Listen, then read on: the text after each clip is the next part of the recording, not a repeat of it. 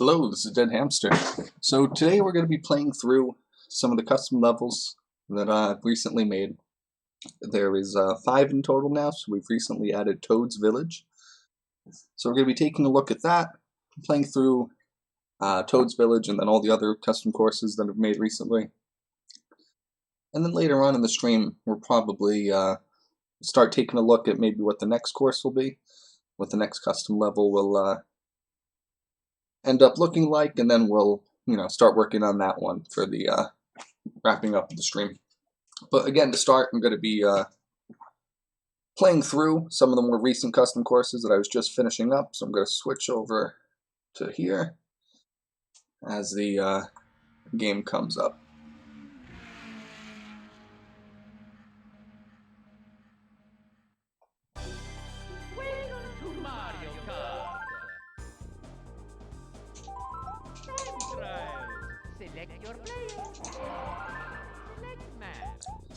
So one of the things now, when you are on the screen, you can see it says stock courses up on the top.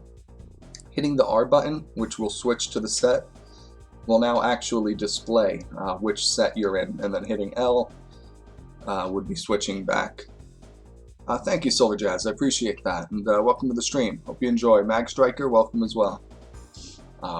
So all the courses I have right now are in set 1. Eventually, I'll also be updating the preview texture and the banner here. I did have that working on emulator, but the console isn't able to load all the data as quickly as the emulators are, so it ends up crashing on console right now. I have to rewrite it, but we will eventually also be able to change the preview textures and the banners as well, and have custom versions for those. But for now, we'll just load up the level. This is Peach's Castle. Do a few laps here. So another big thing, the graphical errors that we're displaying, where there'd be a sky texture here, that obviously has been fixed as well. So I was able to track that down, fix that thankfully. That was very stressful having that happen on all the courses. So I'm very happy being able to get it to look a little bit better. Now coming out of this cave, there's still some triangles that pop in, but comparatively much cleaner.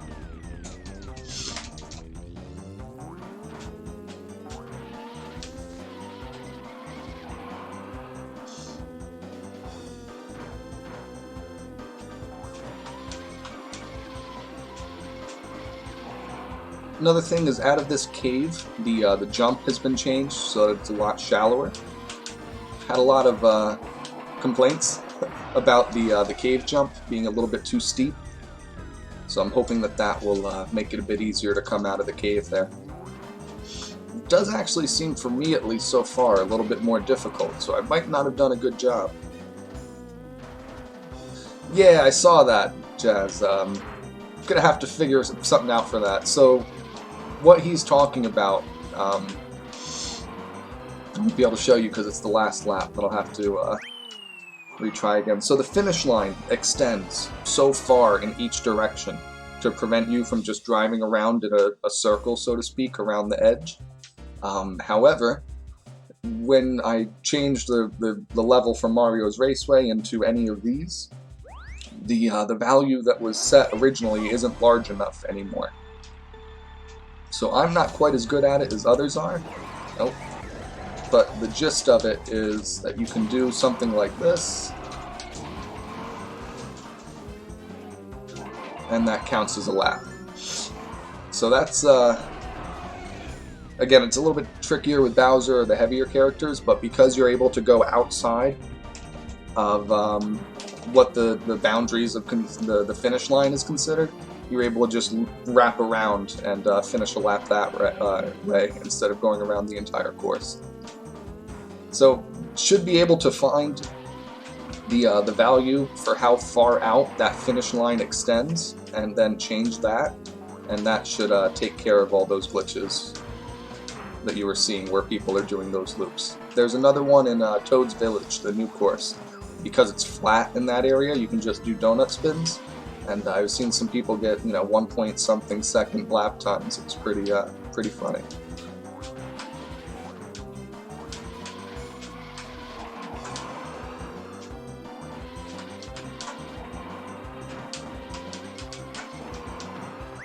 Yeah, so I suppose, depending on how you you hit that last corner, it might be a bit better with the jump now compared to where it was.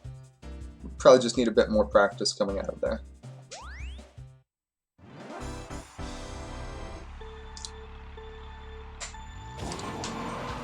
Oh.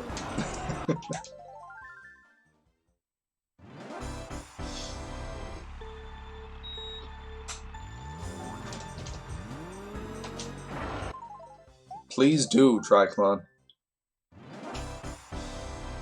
So, the idea I had before, to where we were at earlier, we were able to find the table where the course preview textures were stored, and so the idea was if I update the offset in that table, then it should point to a new course preview texture, and I don't have to load them myself. I don't have to compete with their loading code. The issue I ran into then was that because of how they reference the textures, it was going to be too far from the beginning of the file. It could only be 3 bytes, and the offset was going to be at least 4 bytes long because you have to add some weird number to it. Regardless, if I repoint segment 10 to be later in the file, then I can fit the offset to the textures still. You have to add, what is it? It's like 741.6, I don't know the exact number, but you have to add almost 700,000 hexadecimal bytes to the offset.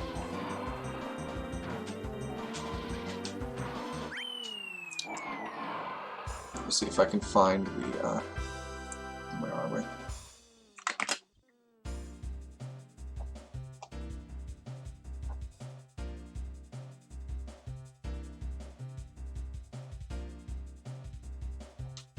Gonna move on to the next course as well here. Hello, Trev Sam. We'll see the message shortly, I'm sure, in Discord if I haven't already. I apologize. Be sure to reply as soon as the stream's over.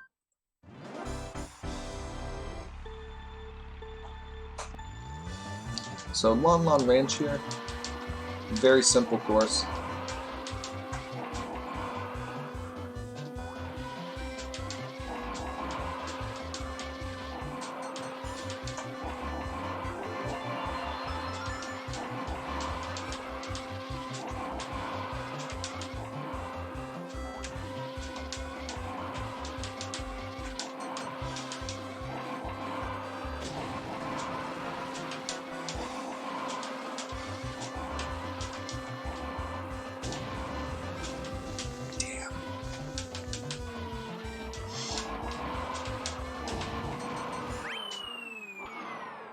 Hit the corner on that last lap there.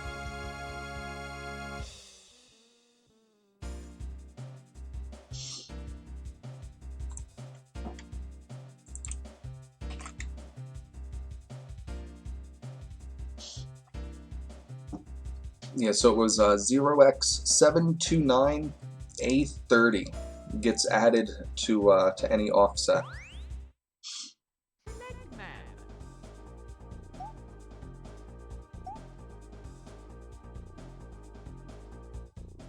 All right, on to the next course.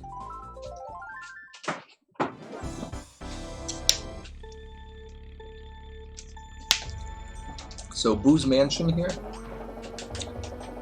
This one had a ton of errors with triangles popping in and out everywhere. Those are all gone now.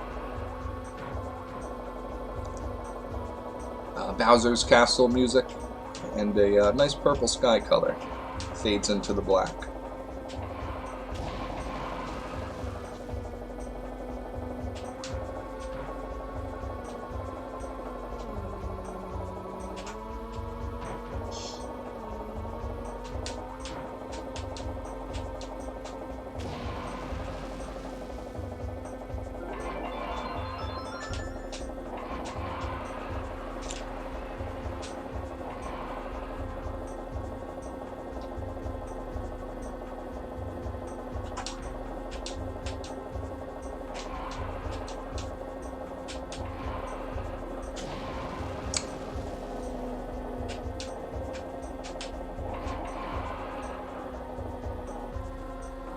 Yeah, the computers are not good at driving. I don't know why that is. Something's wrong with my paths.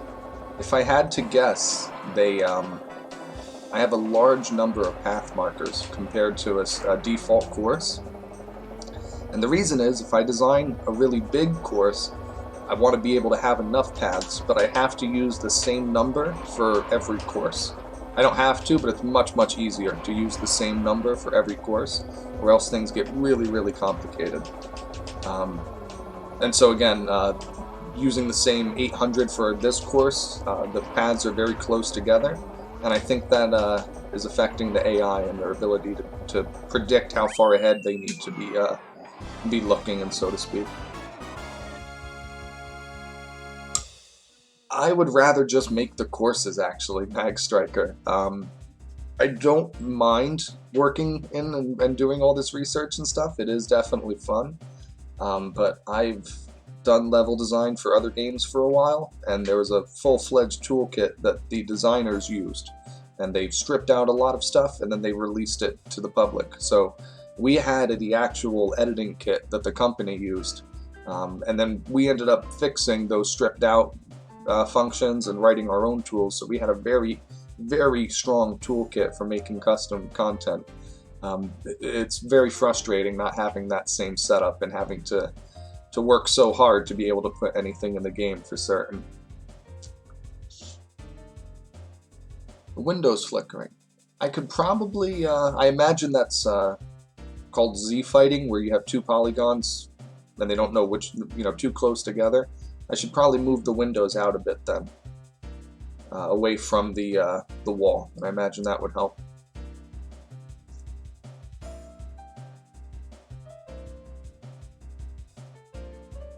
This is not on emulator, actually. I'm running this, I don't know, do I have the wrong window up? No, I'm running this on an actual N64.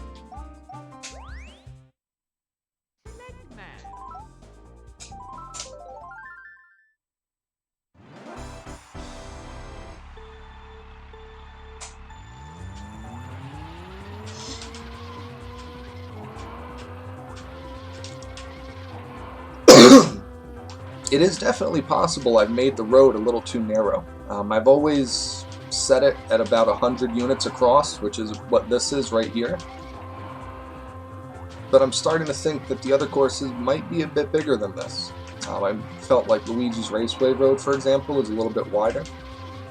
So I'm thinking that maybe that has a bit of an impact, but again, I think it's how close together they are, because there's courses like Rainbow Road, where they have a much tighter road and they don't zig and zag so much as mine have been.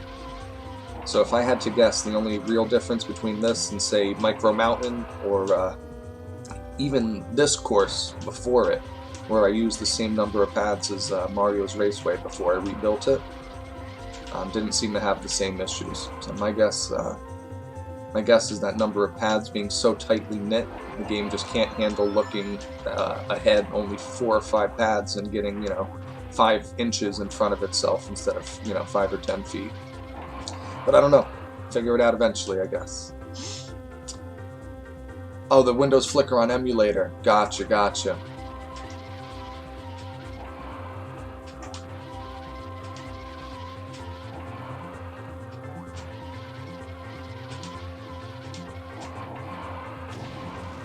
So a funny shortcut I'm going to have to do something about is that you can just drive right up here. So there's a way to set a face, any polygon, to be certain parameters. For example, tumbling. So when I go up on something that's too steep, I tumble back down. But if I'm on a surface that isn't so steep, I can drive up it. There's a way to set any polygon, regardless of how steep or shallow it is, to cause the character to tumble. So I'm going to have to work on doing that for all the materials here. All the cliff materials, rather.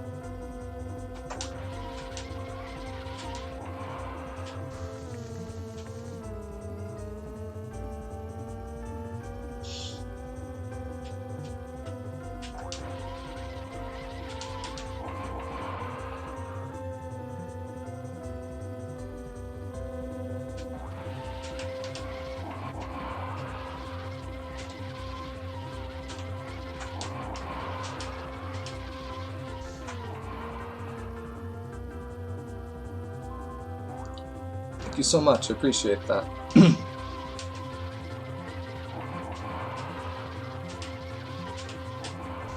No, no, no, no! Eyes on the road.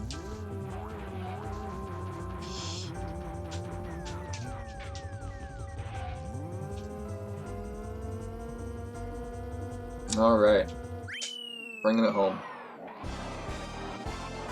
Little snag on that last lap.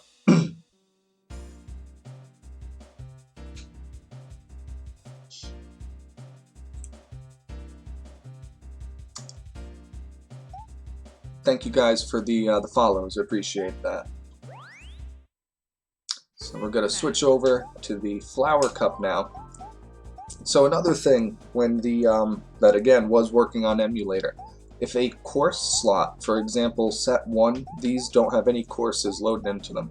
If a course slot was empty, it would pop up and say empty course, and there would be a big red X to let you know not to select that slot because it would crash the game. And then if a user didn't have a preview texture or a banner that they put in themselves, if they made a course without one, it will preload a question mark so that you know that this is a course, but we just don't have any information for it. Makes the menu again a little bit easier to navigate. So the level of detail is interesting in this game. All the views and all the models are hard-coded to an extent. They come up with a list of every object in the scene that they know can be drawn, or rather can be viewed from a certain location, and they write out those lists. They have for complex courses like Royal Raceway, they'll have complex geometry for when you're right next to it, and they'll have low poly geometry for the stuff far off in the distance. And when they're creating their lists and looking at what objects can go where, they would say, well, this object is far away, you're not able to see it, we use the low poly version. And then as you come closer, they switch to drawing the high poly. So they do have level of detail technically, but it's all hard-coded and written into how the objects are loaded. It's not anywhere automatic.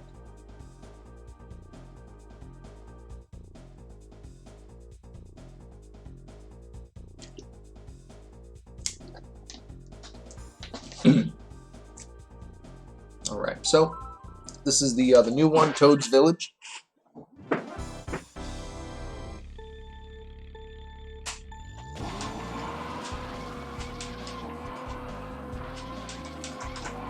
Oh, no, no! Okay, so you don't do that normally.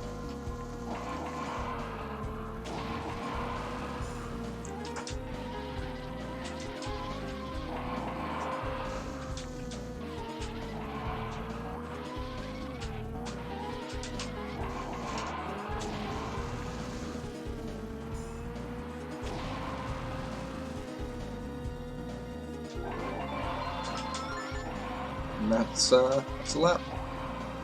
You don't do that either normally. That's also a bad way to go.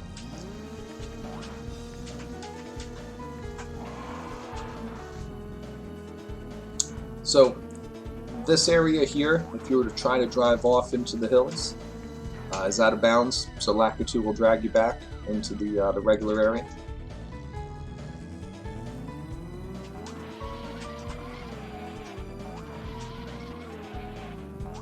And then same thing goes over here.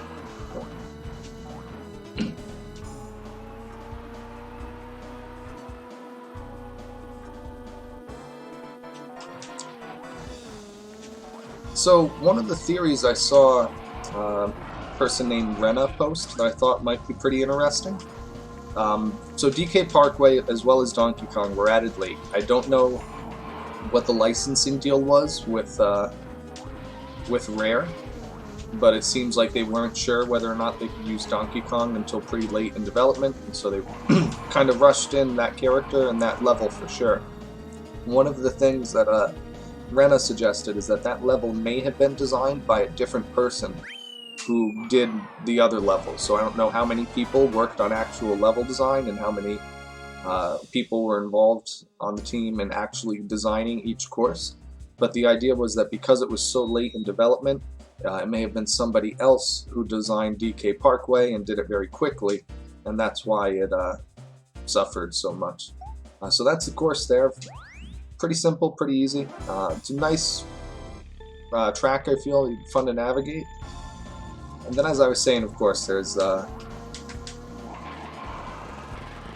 same issue as the other ones.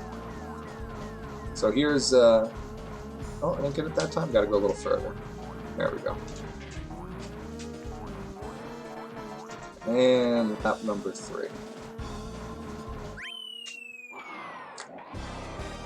So I need to fix that. That's a very bad example. I saw somebody, we got someone down to 5 seconds. It was 5.7 something, I think, 7.7 for all 3 laps together. So yeah, we need to fix that. Minimap is not hard. What's tricky is getting it to load. The way that we're doing all these levels, we trick the game into thinking it's loading Mario's Raceway, and then right before the game loads it, we switch out our custom courses data in its place. And that's how we're able to add courses to the game without replacing the original ones. But switching it out beforehand, you can't switch out the minimap because it's going to load the original minimap. So without knowing, I have to wait for the course to load first and get in-game like this, and then I can switch out the minimap in memory. So I just did a couple extra steps, and I know how to do it, but I haven't written out everything yet and tested it and seen how it worked. I was worried about the course previews and banners first, and still kind of worried about those first for now. So the minimap will definitely be done, just not quite yet.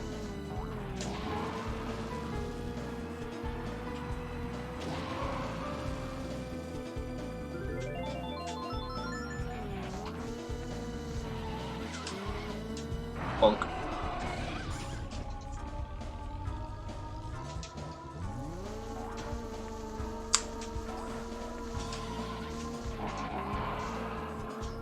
So this center area as well, I had mentioned that this top area was all out of bounds. This little center village area as well. Lakitu will put you back up on the track, because otherwise there'd be no way to get back up. Unless you had a really good jump right by the other corner there.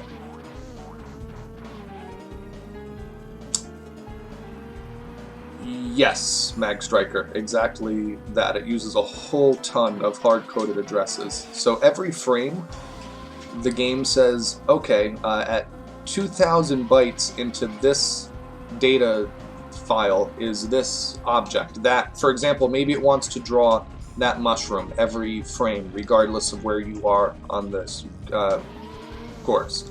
So it'll say, oh, well, this far into the data file is this object, draw it every frame.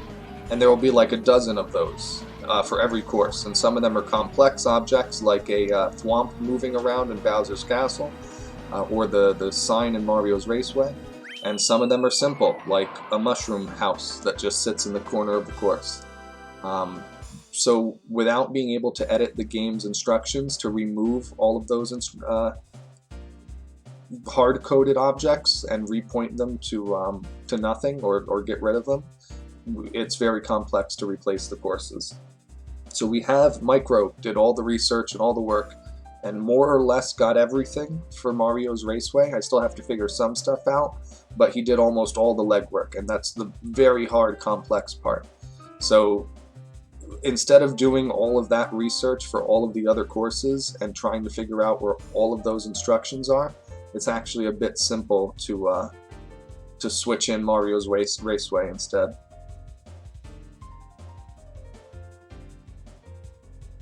To fix what? I'm sorry, to fix what, Mag Striker?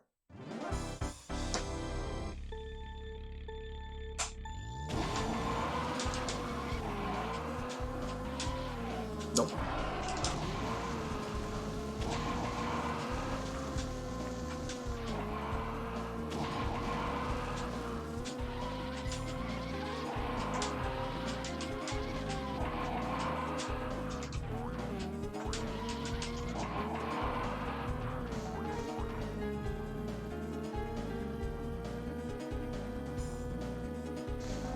Yes, and that's what we end up doing. Right before this level loads, I switch all of the instructions that would normally tell it to draw this object, draw this object, draw this object, and I point them all to the very beginning of the data file.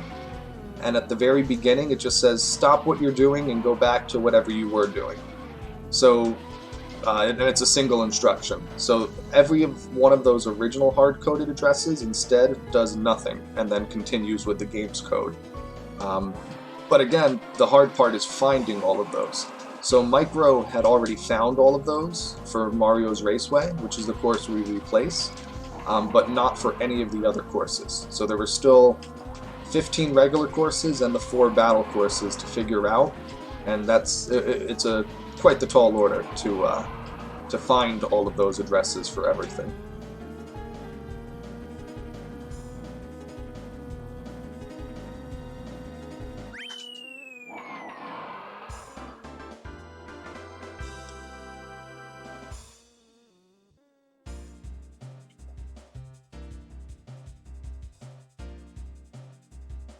Okay.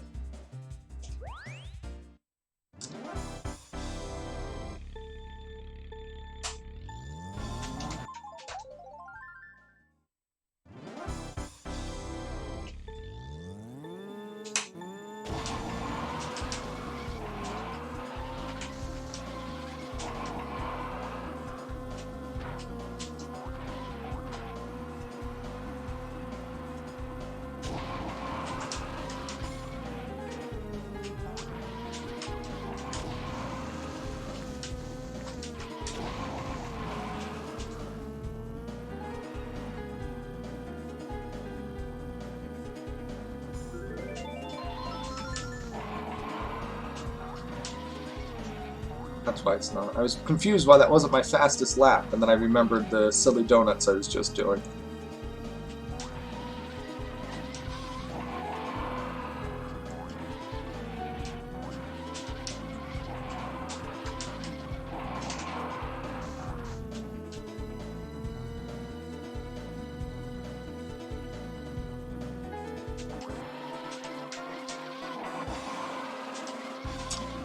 Ooh, Triclon, I think I know what you're thinking. You're a clever man. So you're going to swap out the whole table, and I'm just going to make a new table, aren't I?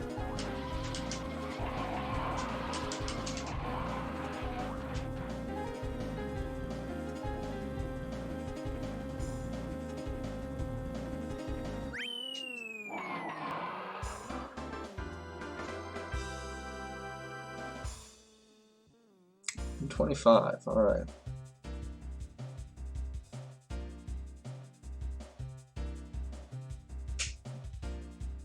So 125 is the time to beat.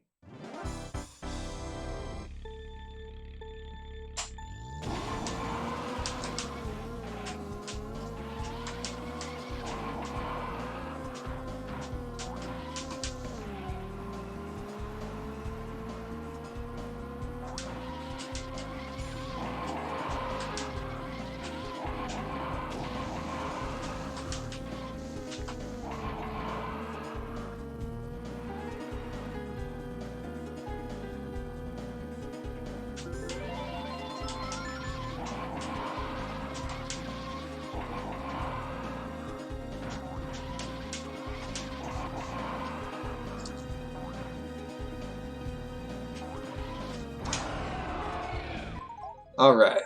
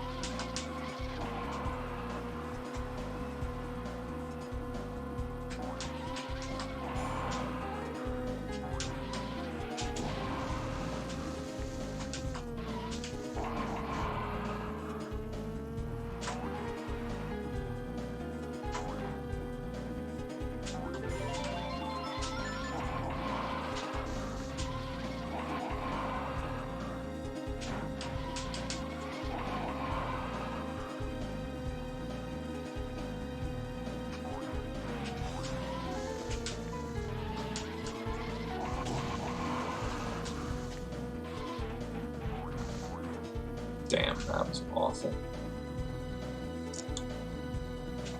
Come on. Stay on the road, Bowser.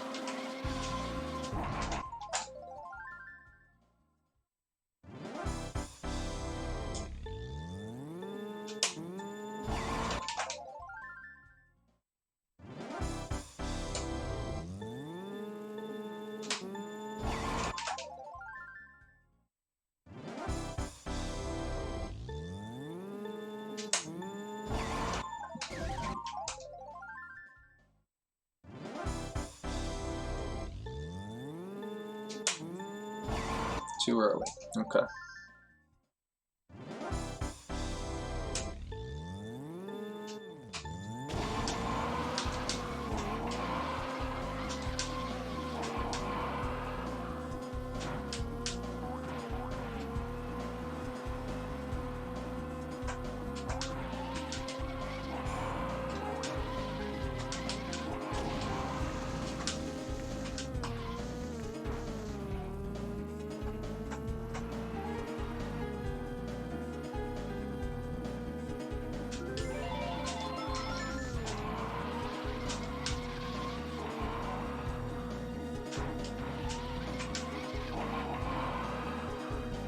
Like that part. That part's good.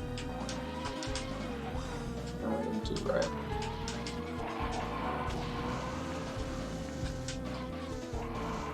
That's a little better.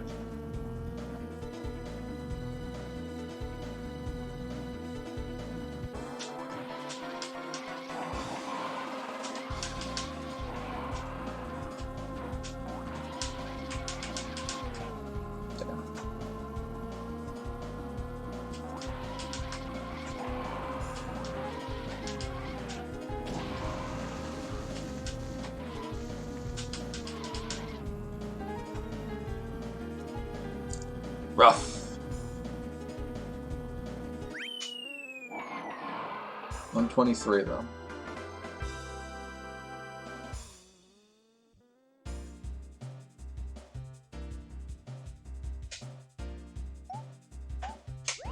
Give it another go or a couple more.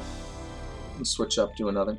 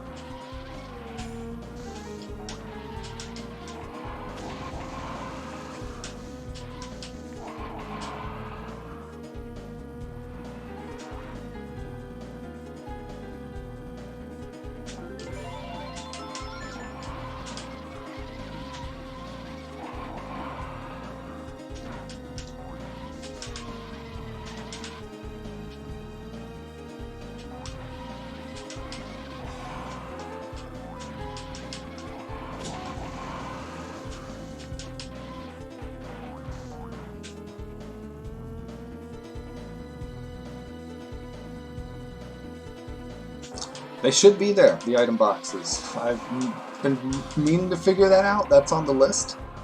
As far as I know, everything that's running should be loading the item boxes, but they aren't.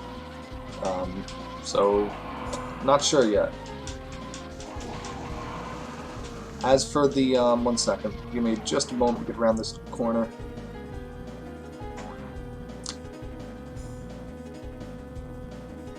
The bombs in 2-player mode are, I think that's a little better actually.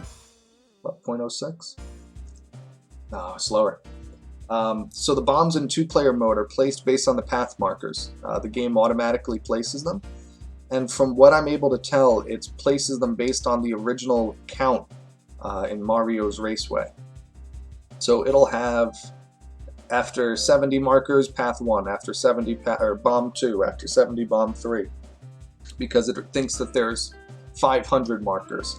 So for a custom course, you end up with like 4 or 5 bombs right away in the very beginning, and then nothing for the end of the course, because it doesn't expect there to be that many paths. Again, everything being hard-coded in the game.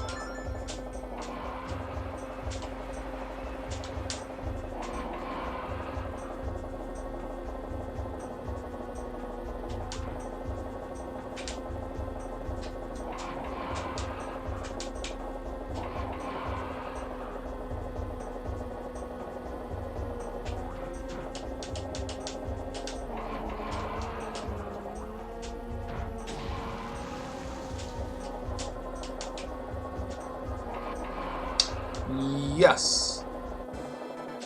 Thank you. Yeah, you can place the item boxes just like the trees, how I can place those wherever I want, or the piranha plants can be placed. You can also place the item boxes wherever you would like them to show up.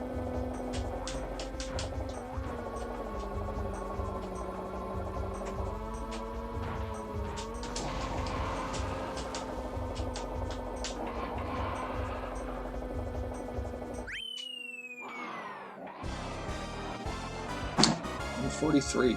It's actually, for me at least, pretty good.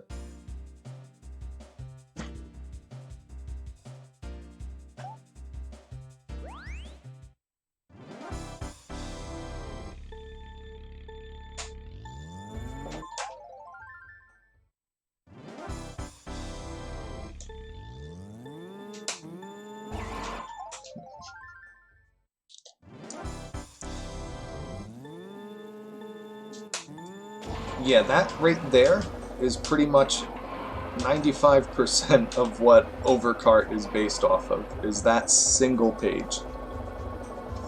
Just to put it in perspective.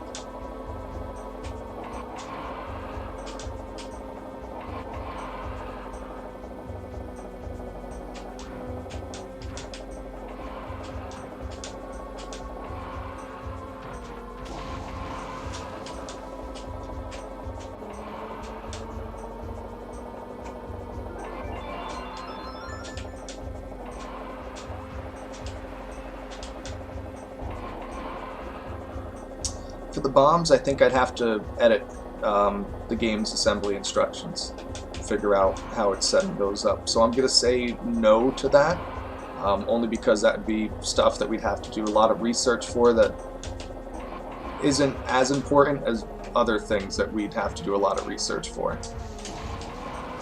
So while it is possible, I doubt that we'd ever see that put into effect, the customizing of where the bombs show up. I mean, unless we stumble across it. But I don't expect anyone to sit there and, you know, hunker... Aw, damn it, what a waste of a mushroom. I don't expect anyone to sit there and dedicate any amount of work to that. And limit on item boxes there shouldn't be. Maybe that's why mine aren't showing up. As far as I know, it's a list like any other list, and you could extend it as far as you'd like. That said, I did better. Much better. That said, the path markers do have a predefined limit to how many they will load. It's not an exact count, but it's a max count. But that's per course. So again, that might be the case for the item boxes for each course as well. But I don't see any in the course, and I start with number 1. I don't start with the last one. So, not sure.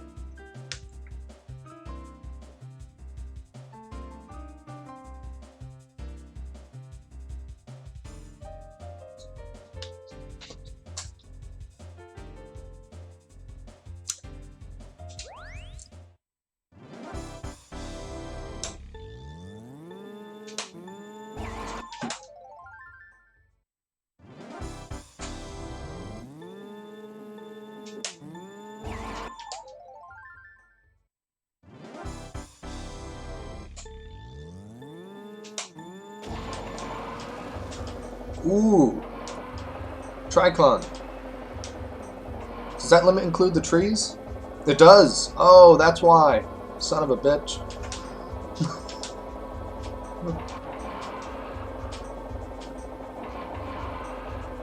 I couldn't even spawn a banana on this map.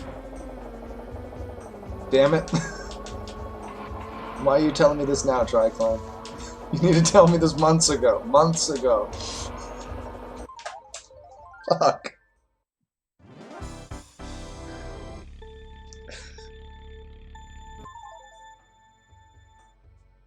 No, no, no, no, no. Are you serious, man? That includes the trees? Are you sure it includes the trees?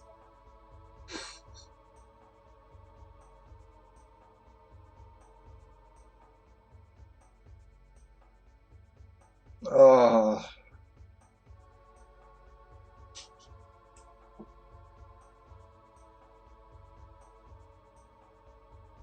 I have to redo everything. So remember how I was saying it's really important that there has to be 800 path markers because every course has to be the same or it's really complicated? So I need to change everything now, which is great. That's just swell. That's cool. I just changed everything like a week ago. Would have been great to have known about it then, man. I'm not blaming you, I'm blaming me. I feel pretty dumb not knowing this. That would have made that makes so much sense. So I'm not even getting 64 piranha plants. I'm probably getting I don't know, whatever 64 minus 28 is. That's really funny. No, don't again. Do not apologize, man. This is my own fault. I should have known these things. I should have looked into it before I settled so surely on doing things a certain way. Alright, so to put into explanation again for anyone who's listening, when designing this, I have to load certain data from certain points in the game because everything is hard-coded, and it says in this data file at this offset is this data. So to make sure that I can use the same loading code for every custom course has to have that data at the same location. So a lot of stuff you can repoint, like where the location of the render geometry and the collision is, but some stuff needs to be hard-coded. And for those things, the path markers, the object lists, the item box lists, all of those, I decided on a predefined number that you would place in the course. So you place 800 path markers, and then you place 64 trees, 64 piranha plants, and 64 item boxes, because I figure no course will ever need more than 64 of each of them. That's total overkill, so we'll be fine, it'll be wonderful. And any of them that you don't use, you can just stick under the level, no one will see them, and it's a great thing. And that way I have, you know, again, my predefined number, every course will be set, and it would all be good to go. Didn't know, of course, that, I mean, I feel like I've heard it, but I didn't know the trees were on that limit. I thought it would have just been items on the course. So yeah, no, I can't do that. So I need to go back and, I don't know if it's going to be changing the number of items. Yeah, that sucks.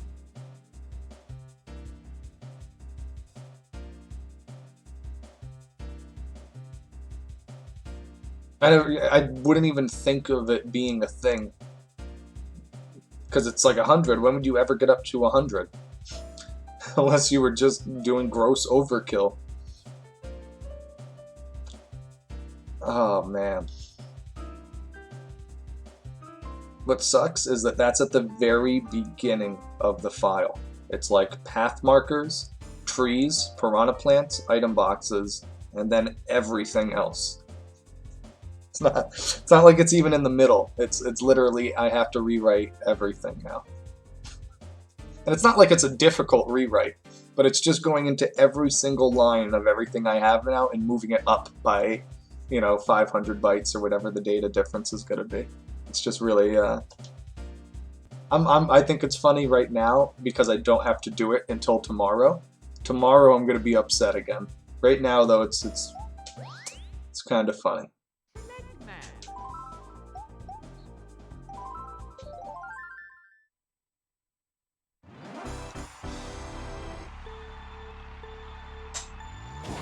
So, what do you think? Does it delete the old ones first? No. I was as stupid as Nintendo.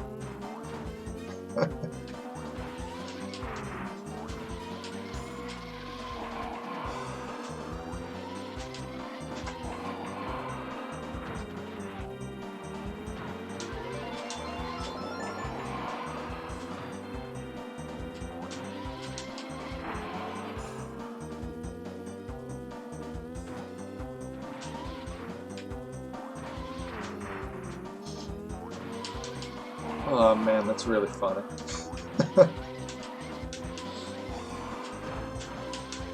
Yeah, that's definitely a much better turn coming out of there.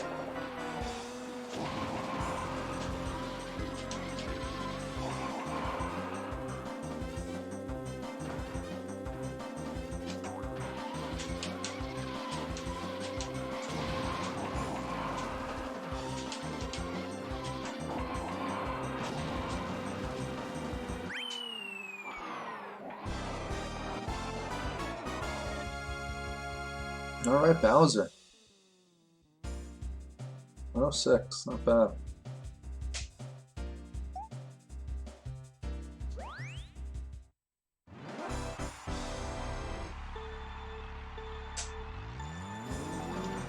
I remember reading an interview where Nintendo was so happy.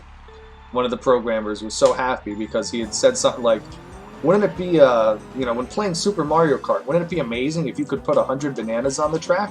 Well, now you actually can. We went in and made it so you could put 100 bananas on the course, blah, blah, blah. And I remember reading that one day and knowing, again, because I had heard that 100 limit and thinking about that.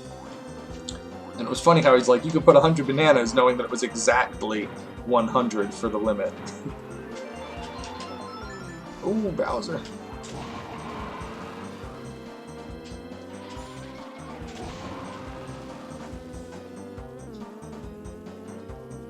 Also, I love reading interviews with, like, Japanese game developers from the 90s, because they always sound like some kid who, like, just found his favorite game or something, and he's talking about it. It's like, wouldn't it be great if you could do this, this, and that? Well, now you can, and we made it so you could do that, that, and this, and blah, blah, blah. And it just sounds like some kid living out his wish list of his favorite game.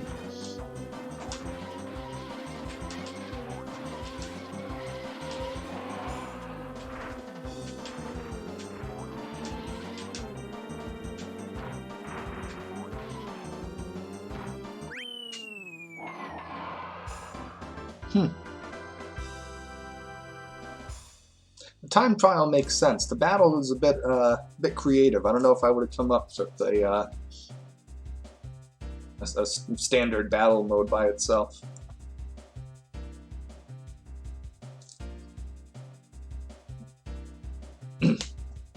Well, that explains why they're still feel so similar. I was looking at the structure, so to speak, of how the Mario Kart Wii courses were set up, the data files inside them. And I didn't look in depth at the actual structure of the data, just what kind of data files they were and how they were used, like the collision and the paths and objects and everything. And it's very different, of course, from how Mario Kart is done, but you could still see that it had evolved over the years into what it was today. And I thought that was pretty funny.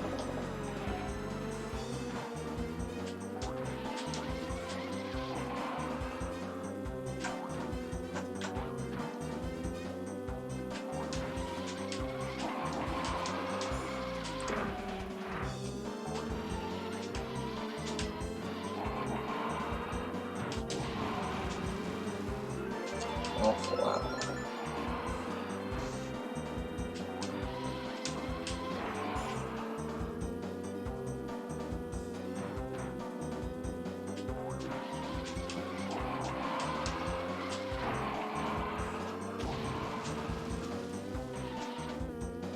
Oh.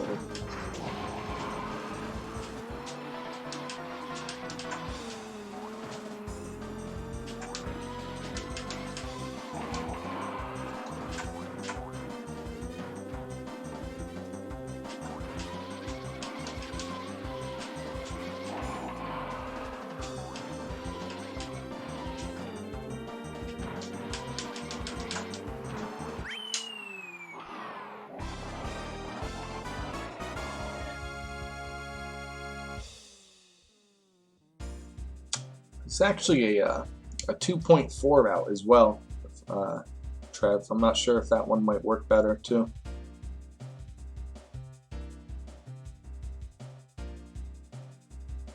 Yeah, I've seen that on Bob on Battlefield, and it pops back out. Yeah, it's pretty neat how you kind of hop through the painting there.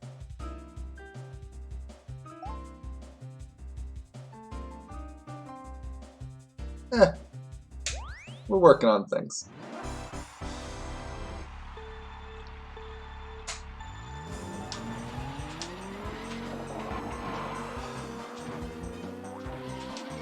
Yeah, the 2.4 version, I don't know, I know that it definitely is a bit more accurate compared to the 2.3. There was a few things that weren't working the same on 2.3 compared to console, so it might be better off for you.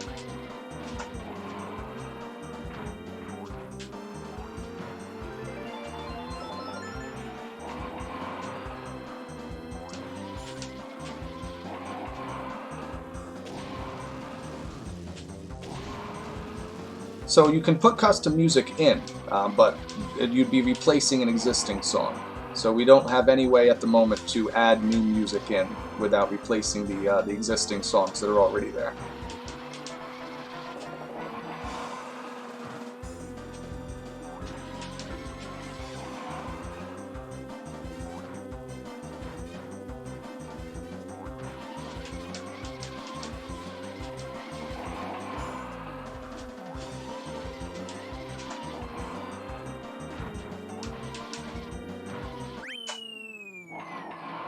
I'm gonna wait.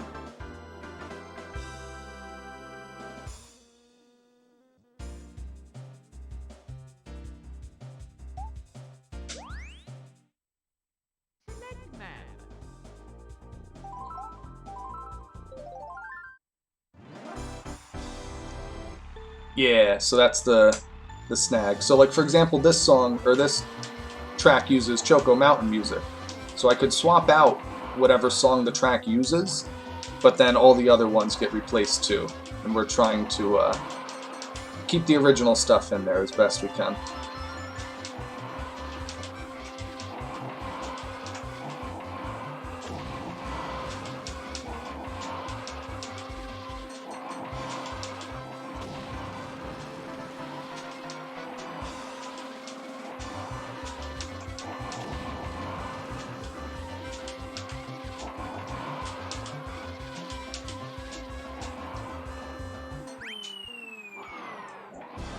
Nice.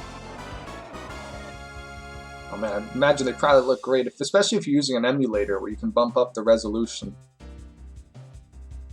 It looks a little jarring when you stretch out the 240 the 240p.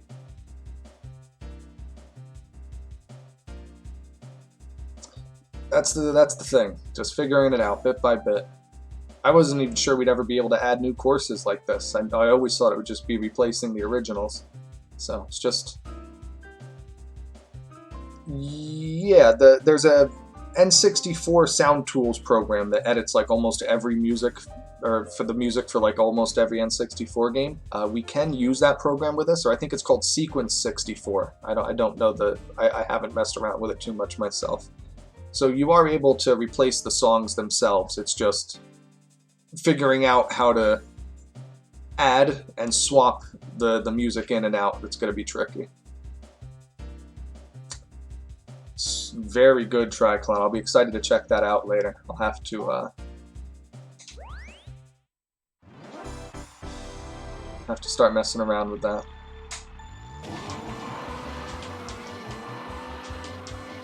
And in theory, it should just load itself, because the game's, you know, refreshing it every couple frames. Every couple seconds, rather, not frames, but...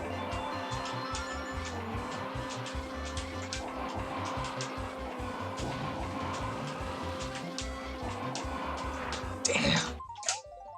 Always hit that corner when I'm doing good.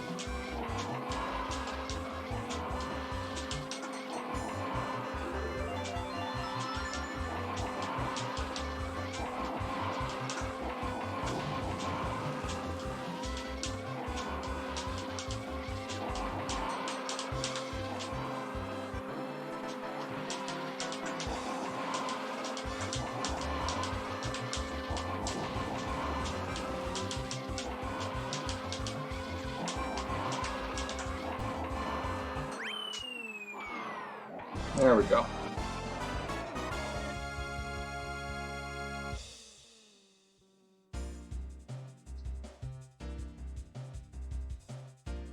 Yeah, that's another thing too.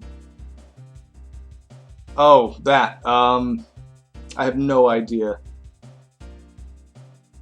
I have no idea about what the official SDK one, so I'm assuming it's the sub-drag sound tool.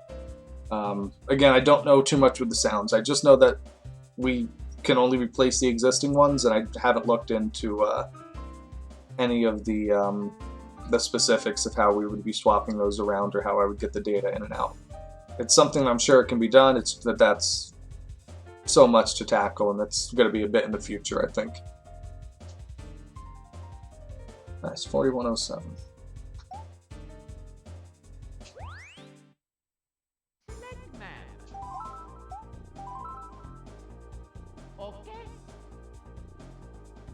Yeah, I guess.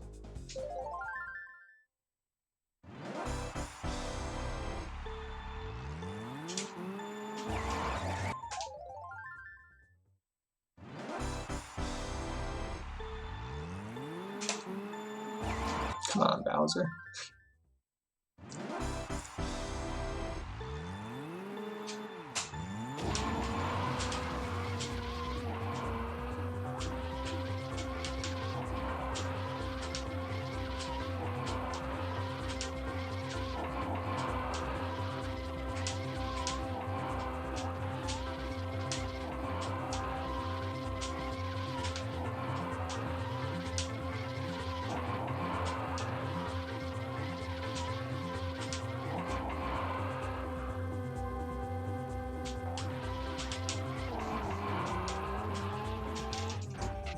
Oh, come on, Bowser, no.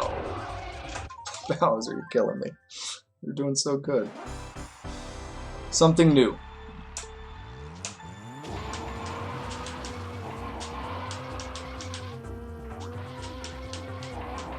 Yeah, I've had a few people mention Shroom Ridge. I've never actually played the DS game. Shame on me, I know. So while I'm sure I was unintentionally inspired by it, it was unintentionally.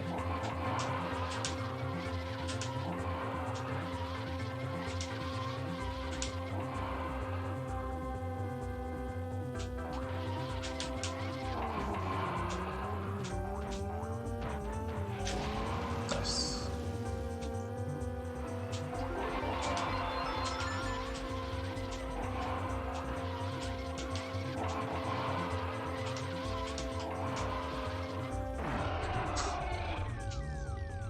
I deserve that.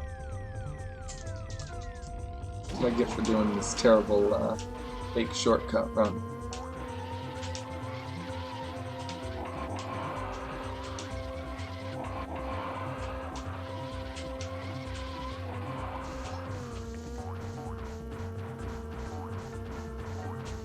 No, no, no, it's too far. Oh, sugar.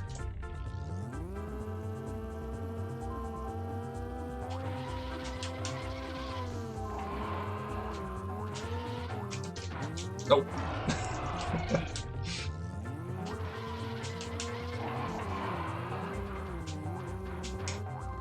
Oh. Nope. Alright, we got it this time. Nope, never mind, we don't. Fourth time. Jesus. Nah, never mind. We don't got it at all.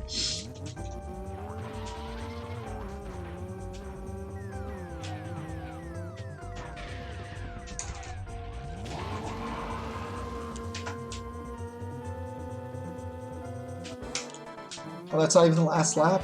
Oh, God. There's more?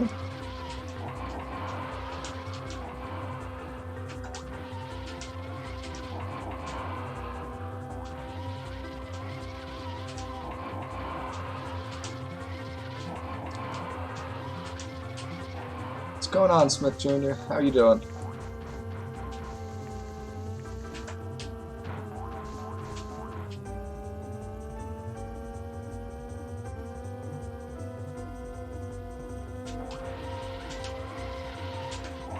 So when I was growing up, and I don't know if anybody else had heard this rumor, if it was just my neighborhood, but we were convinced as kids that if you were in Luigi's Raceway and you drove in between these white lines, your car went faster.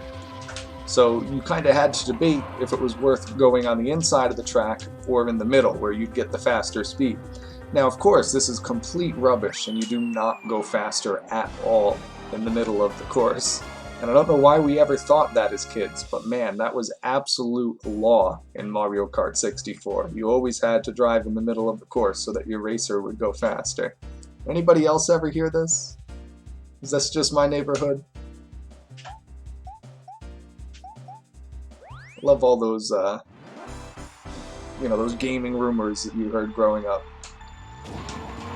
told around on the schoolyard.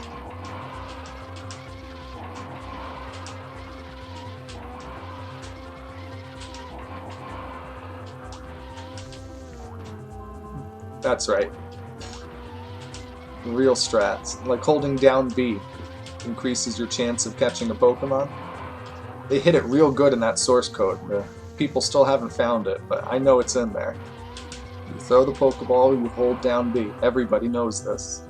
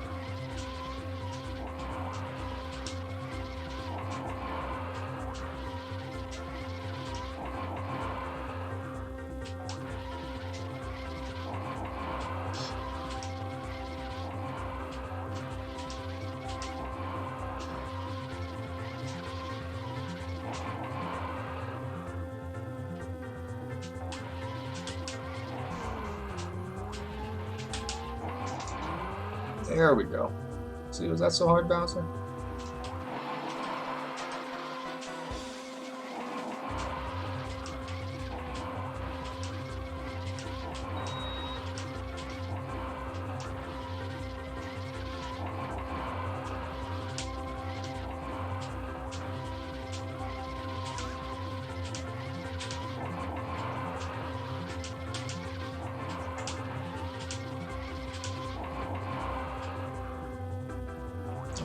Really, I'm supposed to go up here.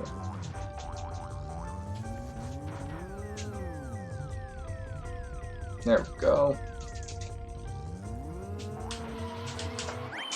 Alright. Wrap up the 3 laps, nice and easy.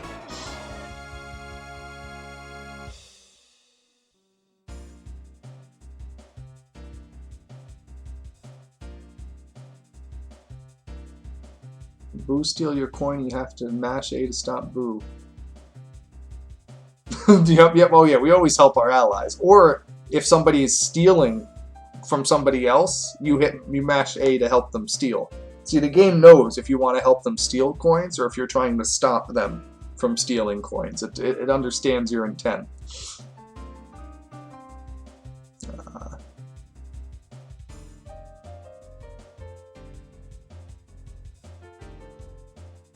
Yeah, I've seen the slipstreams when you get directly behind another character, if that's what you're talking about, and you get that momentary boost.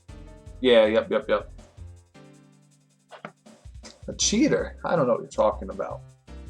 This is a perfectly legitimate time. 2:20 with Bowser, no shortcut run.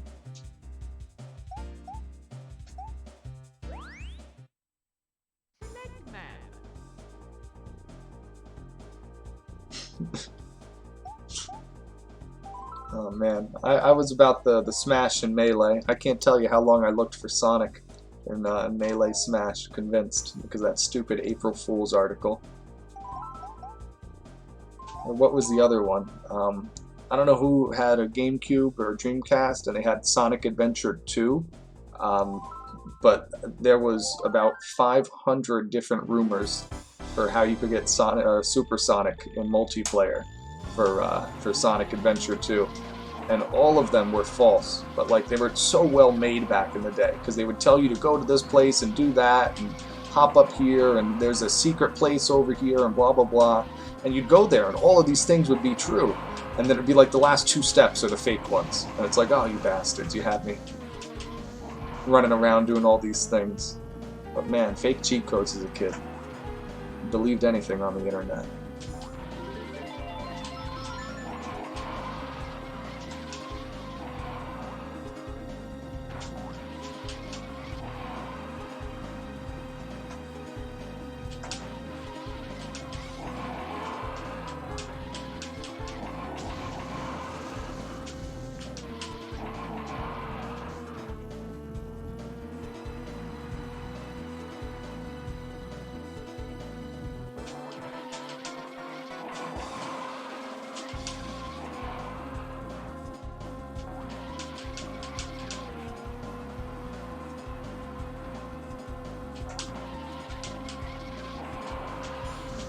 No.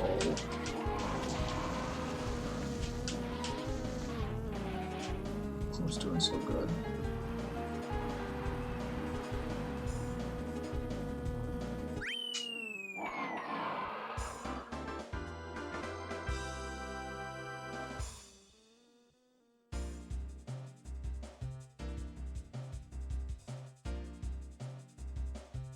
Oh, 120. Oh man, I was doing real good too. I was confused by the 75. I'm like, I did better than that. I'm like, oh no, there's no minute.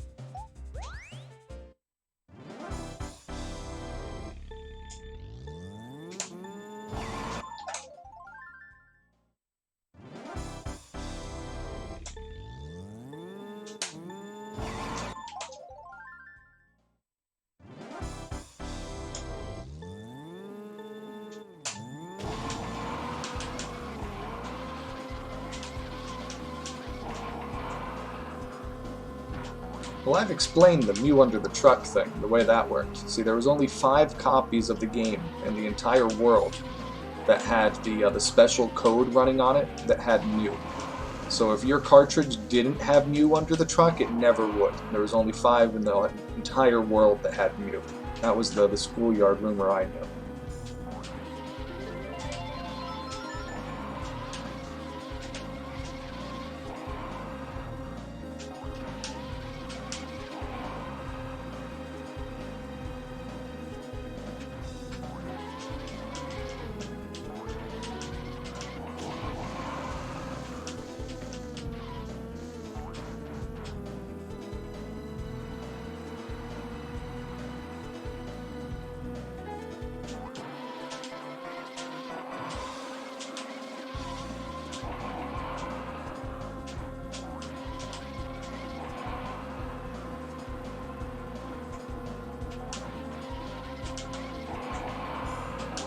No!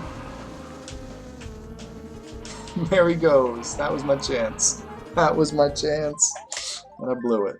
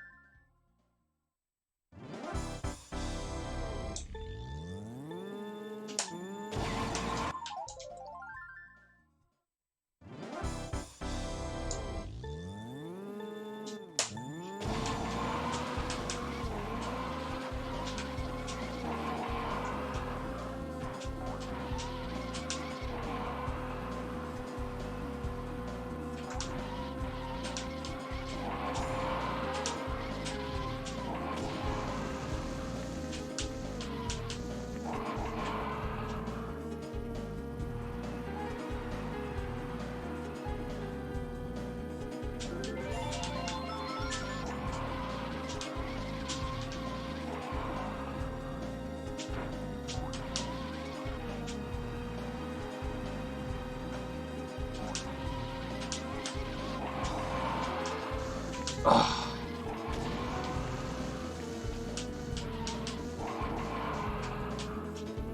That's gonna kill me right there.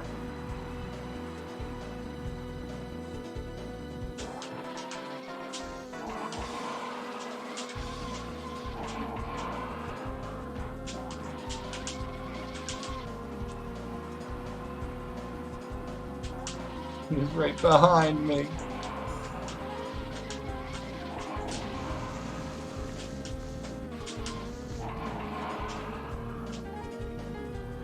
Yes.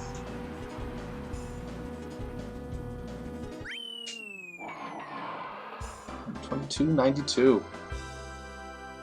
See, I found out much later in life that you can get Mew in Pokemon Red and Blue, and there's no cheat codes needed or anything. There's some weird glitch you have to do with walking into a trainer and like flying away and doing all this other stuff. But I've done it. I've caught Mew in Pokemon Red. It was amazing. It was everything I hoped and dreamed for.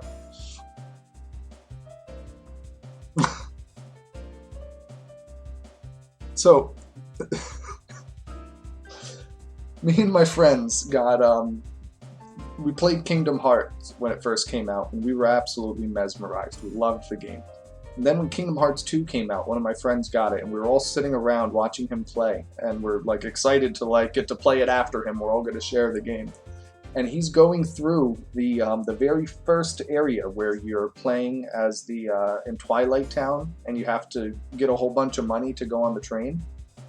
So first thing we do, we play a couple mini games, and then we wander around trying to leave the area, and we can't because we didn't have enough money.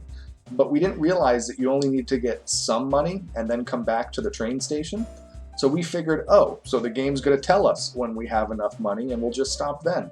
So we kept going until we had like $10,000 or something, thinking that the game was going to stop us, and it never did. We wasted like 3 hours in that prequel town doing absolutely nothing but playing all those stupid mini games, the little skateboarding game and the one where you hit the ball. We did that for like an entire afternoon, thinking that was the game. And then the introduction screen finally comes up like the next day after we got through everything. It says Kingdom Hearts 2, and we're like, oh my god, it's not even starting yet.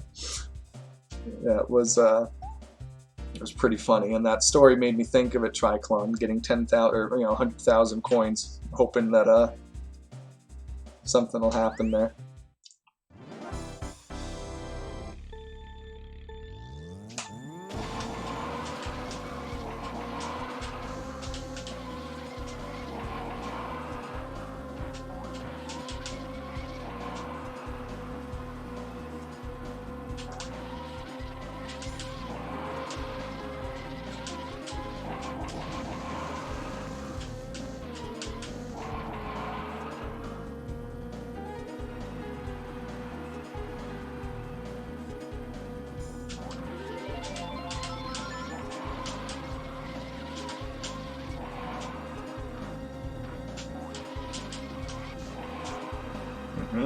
Got you now, Bowser.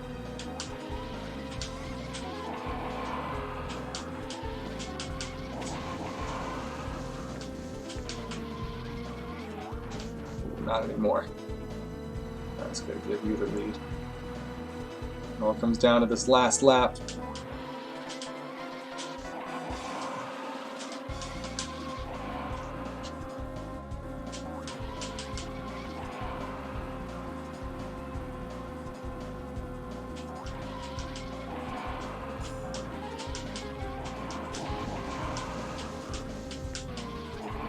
Oh man, I blew him out of the water. No! Stay on the course!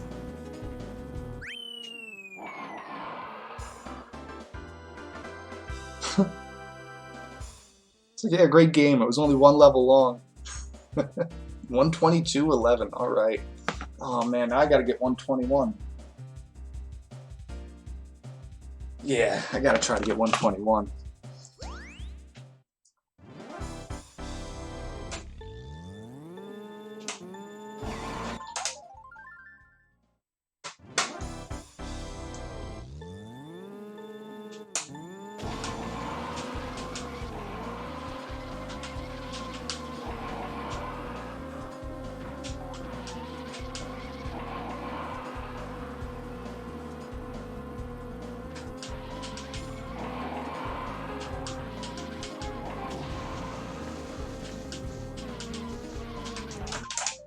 Not like that.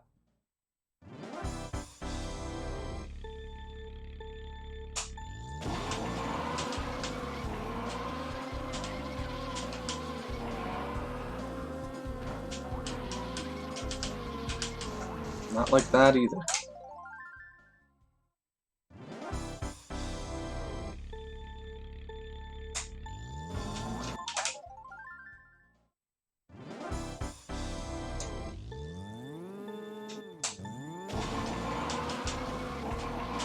Oh, what the hell?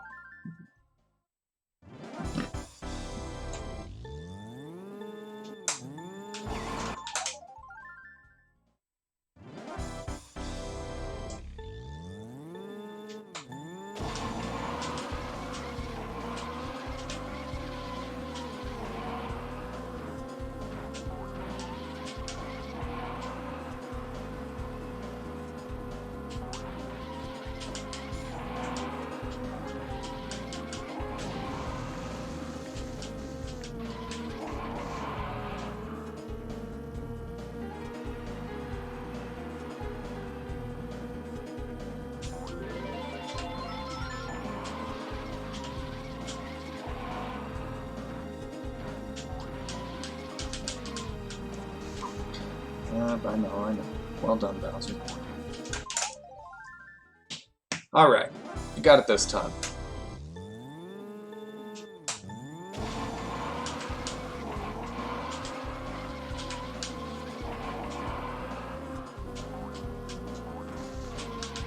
Maybe we don't. Maybe we do not have it this time.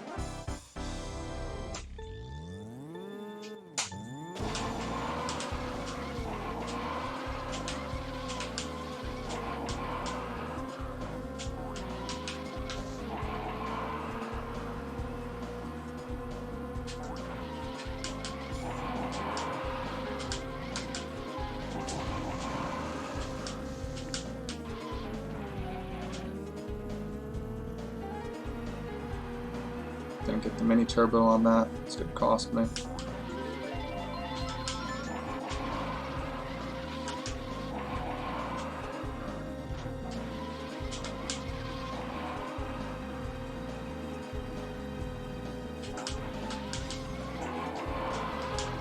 Nope. Oh, wow. Didn't get the mini turbo again. Hit the grass. That's gonna cost me huge. I should have lost though. Should have lost there. Oh, wow. Hitting the grass on every corner now.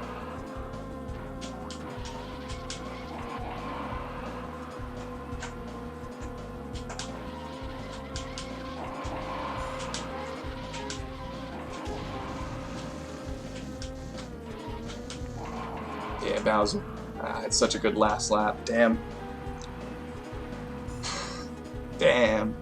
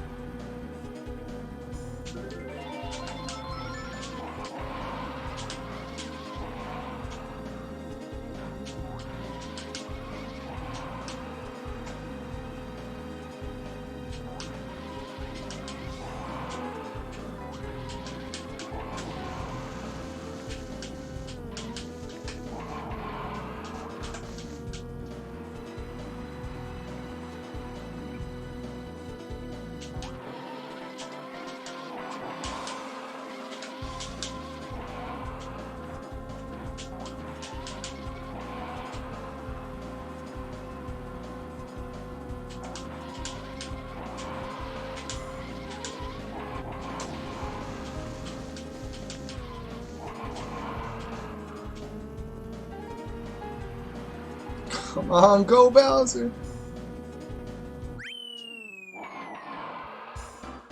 How did I do worse? I thought that was my ghost. Oh, what is that? The last ghost that I did? That sucks. Oh no, that is okay. No, that is my best. Oh, but because of the 123, yeah, gotcha, gotcha. So 121, very good. All right. Oh yeah, I don't have a controller pack. That's true. This isn't my emulator. I can do this at least. So this is going to be it for my running of courses today. What I'm going to do now is switch over to actually designing the next course. So I've already started working on some geometry and have a rough concept in mind. So I'm going to switch over to a 3D modeling program and continue working on that here and stream some course creation from here out.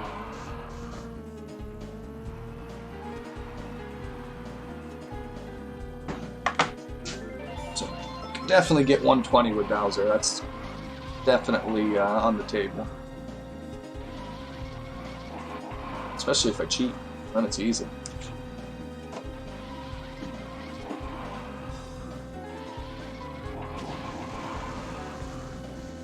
I'm going to let this play out for a minute or two. I'm going to take a brief 5-minute pause, and I'll be back in just a bit. We'll switch over and pick up again, making some custom levels from here.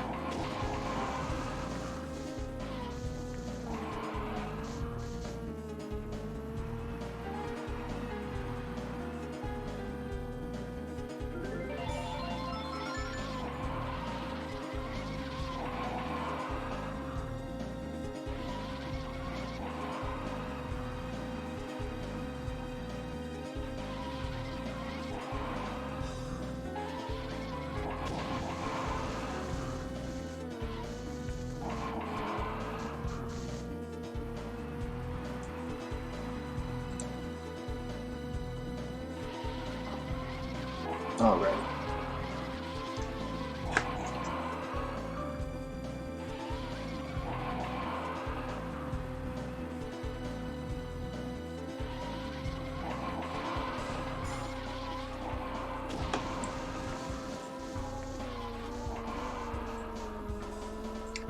So switching up here, just give me a minute to update the stream header.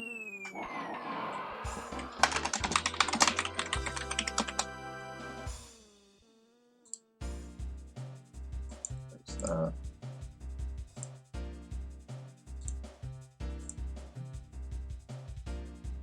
Alrighty.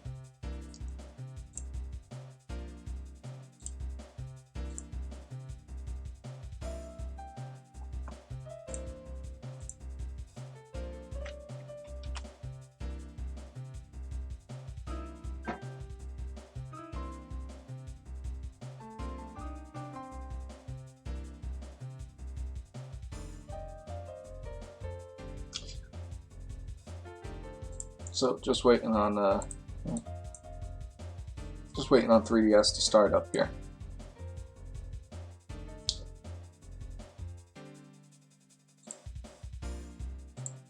So what I'm thinking of designing here in the course that I was looking at was making a level based on Jolly Roger Bay. They have in Super Mario 64, where you have the boat and that sort of small water level. Taking the boat out of there and designing some type of course around that as a main focal point for the level. So that's what I started working on. I have some geometry laid out we'll take a look at in a second or so. And again, just waiting for 3DS to finish loading.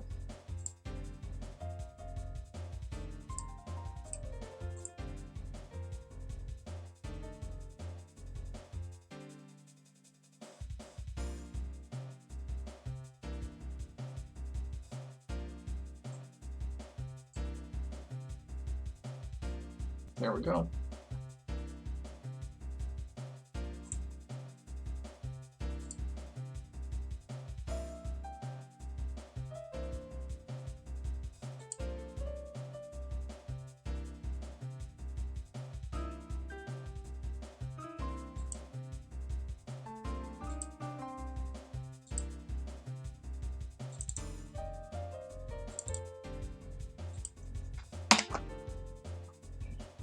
There we are.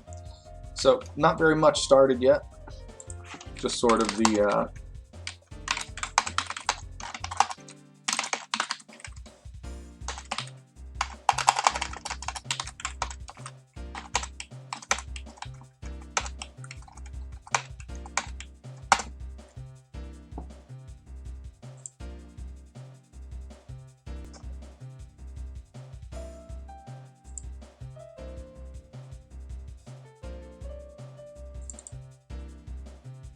need to get some sand textures. That's what we're looking for at the moment.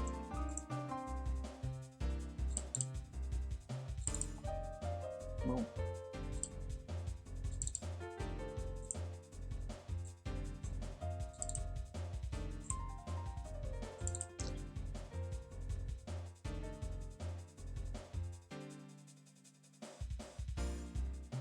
Well, it might be it. What was that, 3?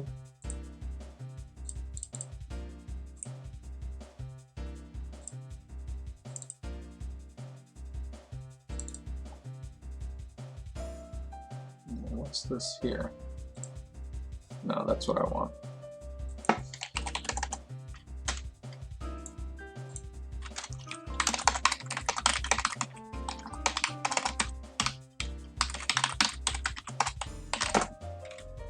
Oh, and that's going to be my material for this surface here.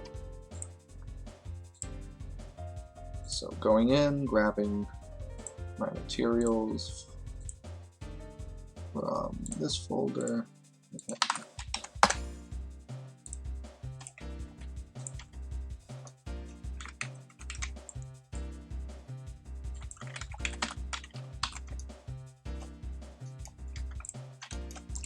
So the idea is you would start right around here, somewhere on the docks. Boat is probably not going to be right there.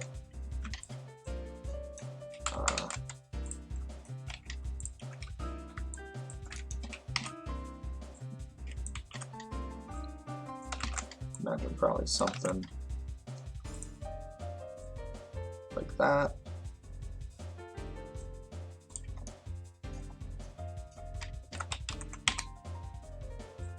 Obviously much lower in the water.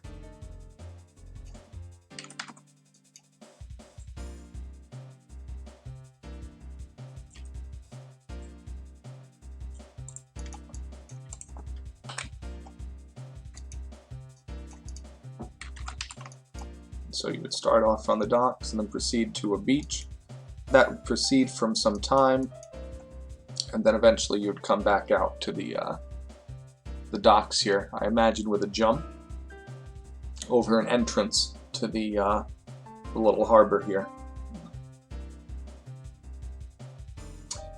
I turned it off Mario Kart 64 because I'm not doing Mario Kart. I was doing that earlier, and now that I'm kind of doing level design, I don't want to put Mario Kart up and then have people come in and find this instead. So when I was doing my runs a little bit ago, I had it set to that, but now I'm switching it out. You should make it so there's makeshift ramps on the boat, over the boat, and onto the end of the dock. That sounds pretty cool. Jumping over this boat sounds like a really good idea. And that's not a bad idea at all. I like jumping over this boat. I might get more viewers, but I don't know if it'd be honest viewers. So again, I don't want to put it up that I'm playing a game that I'm not playing. I don't know.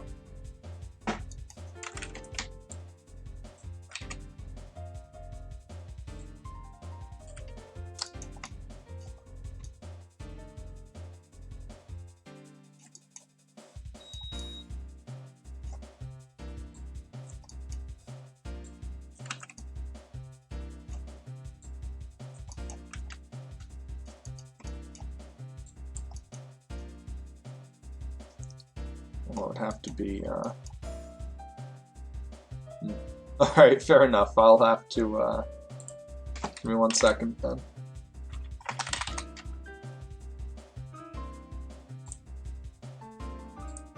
Alright, we're back under the game.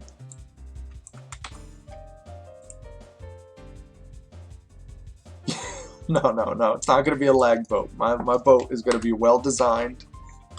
It's not going to switch back and forth between all sorts of materials. No, sir. It's going to be a well-designed boat.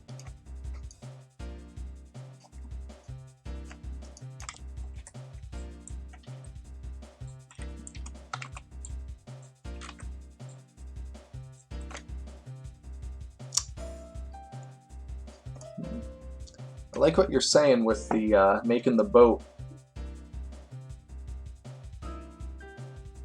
into the ramp. I actually really like that idea.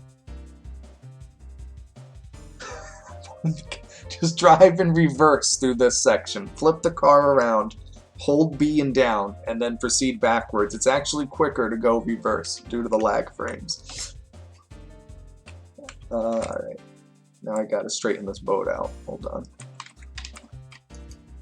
Actually, this is good. We want it to be kind of tilted. And that needs to go there.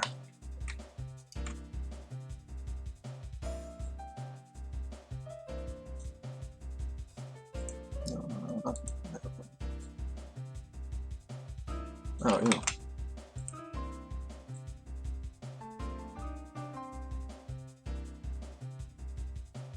Not close enough. No, it isn't.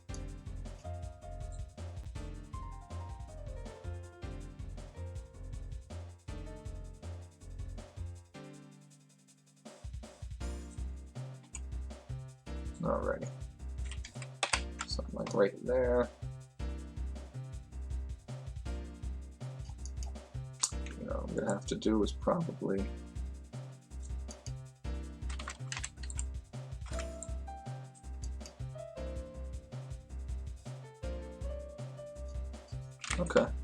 Okay.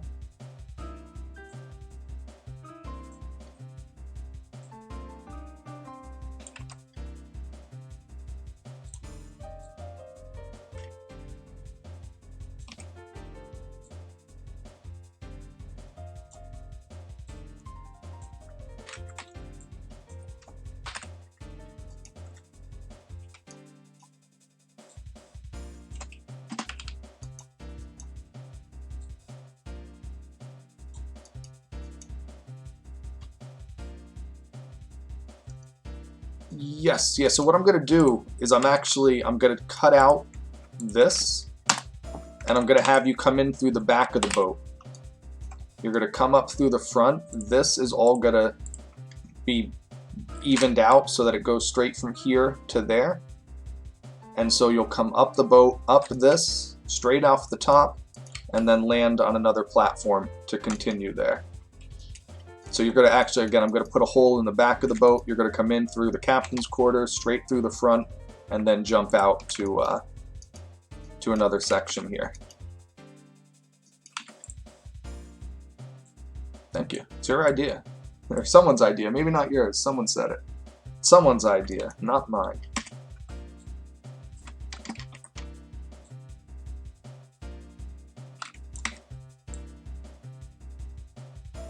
Put this right here.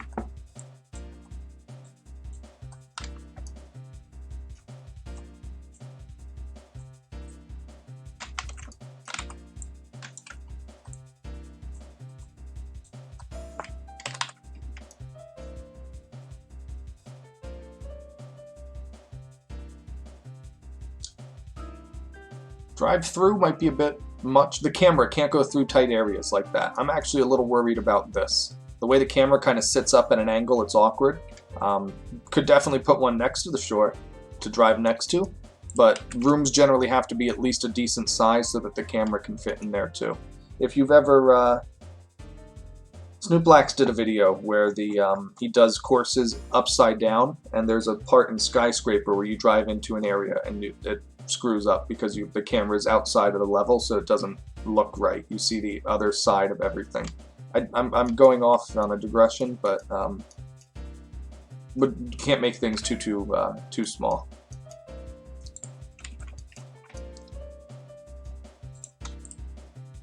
So speaking of which, I actually want to.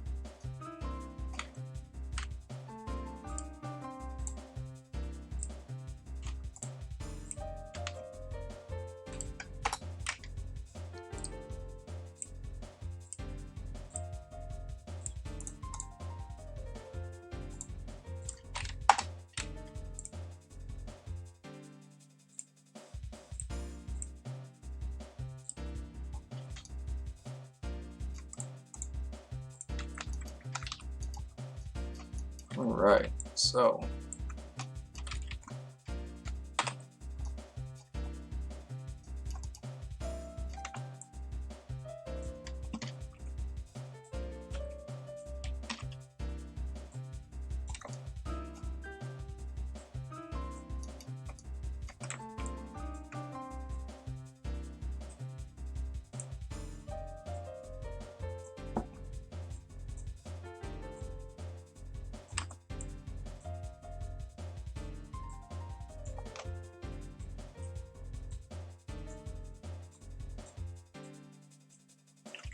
pull this back a bit.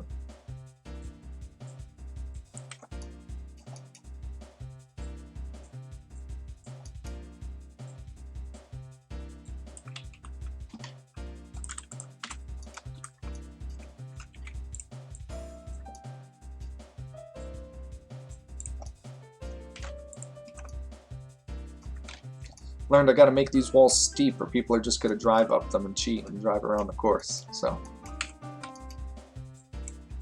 90-degree walls coming soon.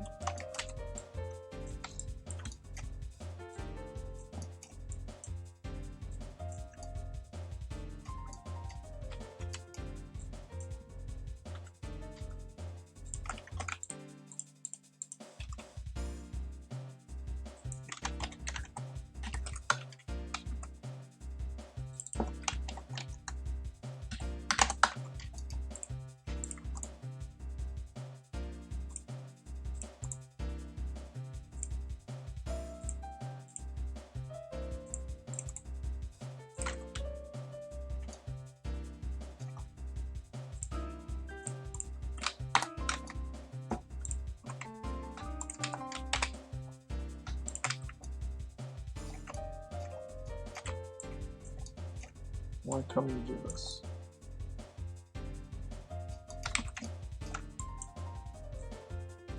There's not.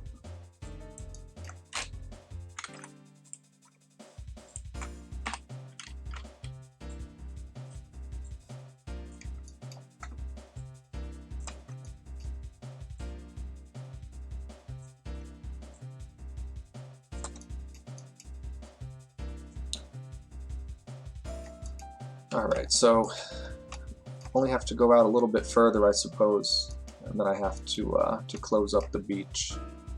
So don't want to extend that anymore. I do want to extend this.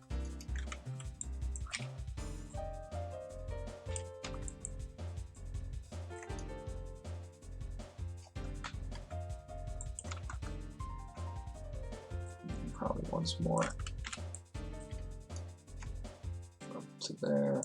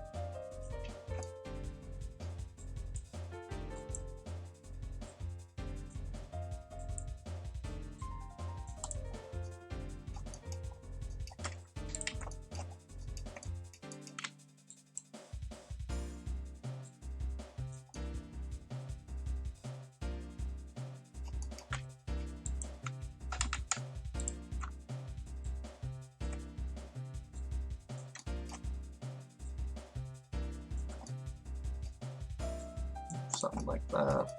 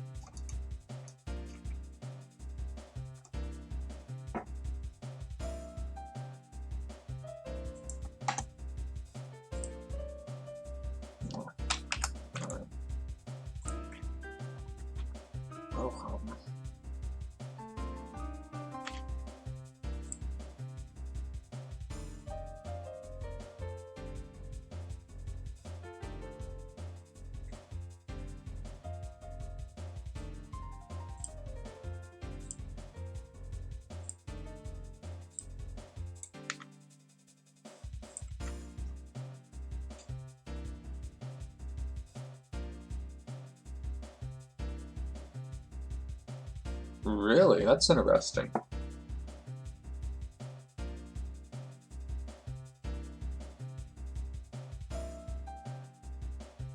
I mean, that's the section views coming into play, but I'm surprised that you would see something like that on a stock course. You should definitely take a video of that. I would definitely like to see what's going on.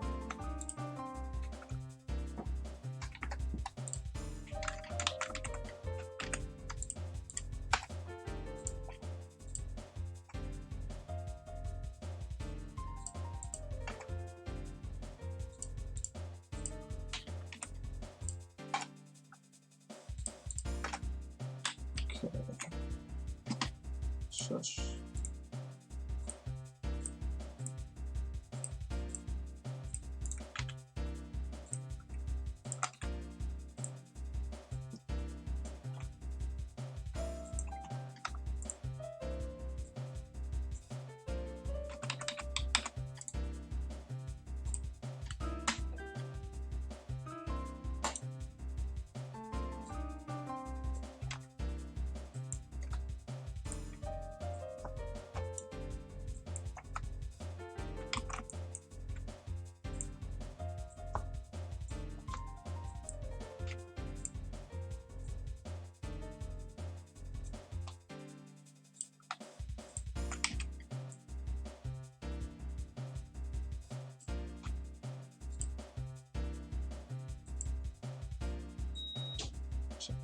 I don't know if that's presented on one of these, but whatever. Beggars can't be choosers, right?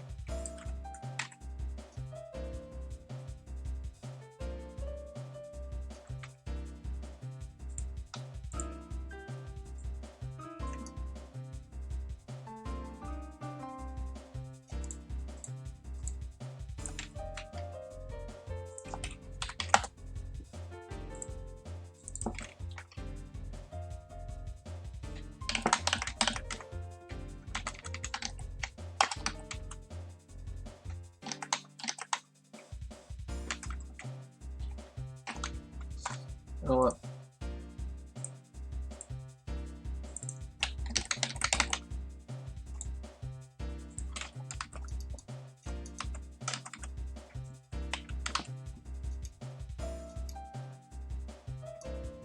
There we go.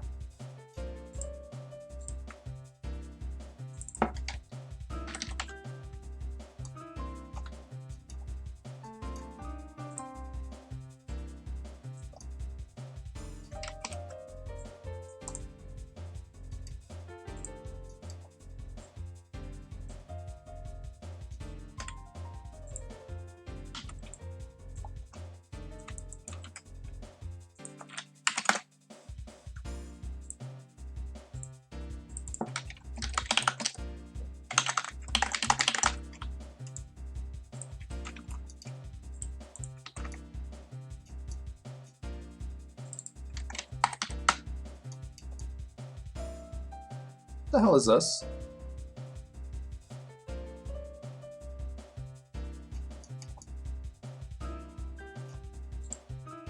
What the hell is this?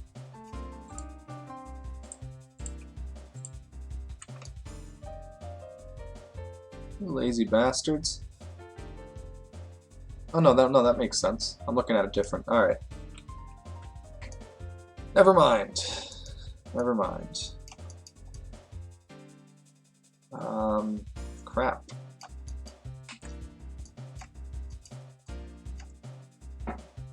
Do I need to make it that small then? No. This needs to come up a lot.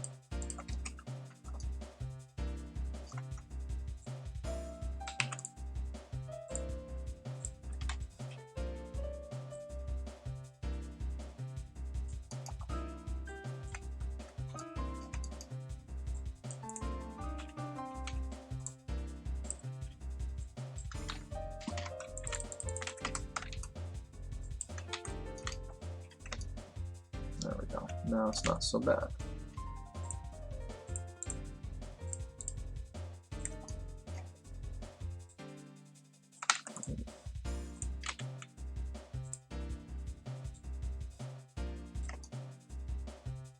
There we go.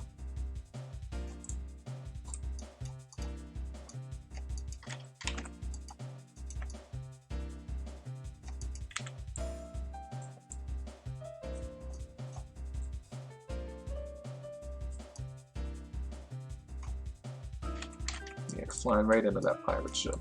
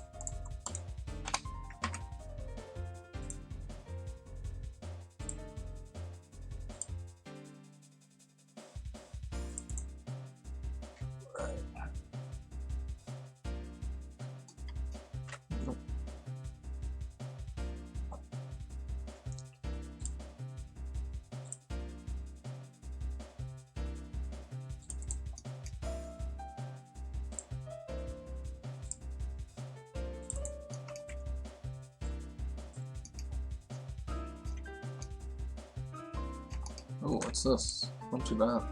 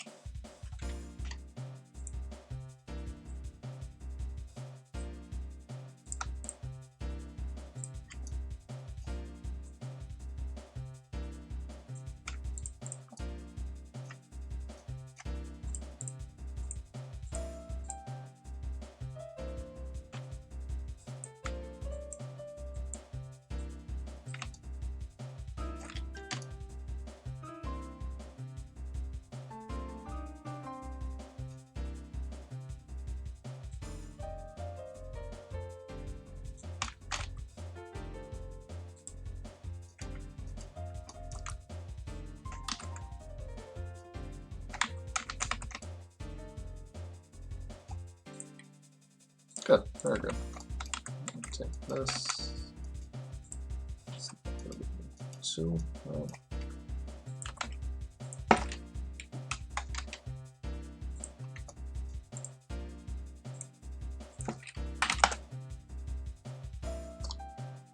Beautiful. I'm going to actually take a look at that right now, probably. In just a second.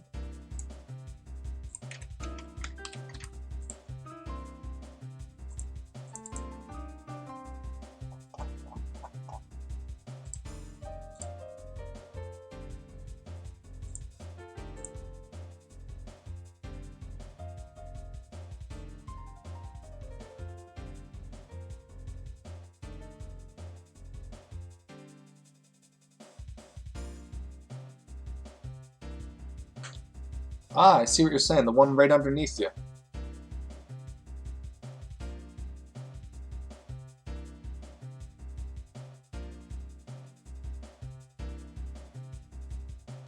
You can see this line. I'm sure it's not coming over great on the stream, but you can see a line underneath them, and it's not there.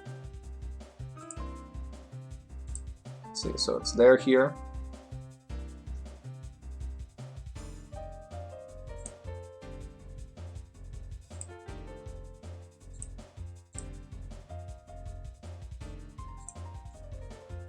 See, it's not there right now. So there's the line, and nope, it even disappears. So there's no line here, and there is the line. So yeah, that's interesting. That's the. I'm not sure why it's suddenly swapping to different triangles there, so to speak. That's what I was speaking earlier about, how they have level of detail by using high poly objects and low poly objects, and then switching between them in their section view lists. So I'm guessing that it's switching to a low poly object, maybe because it doesn't expect you to be behind, so to speak. It expects you to be more forward in the track. I couldn't say for sure what they're doing. It's interesting though to see that.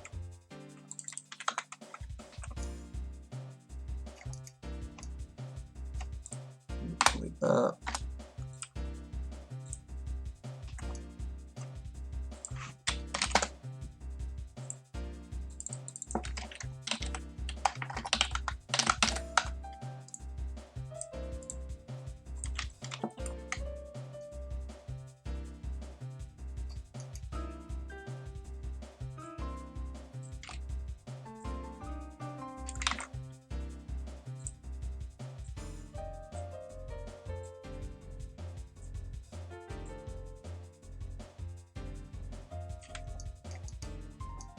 Alright, so two things I'm going to have to do for this. First,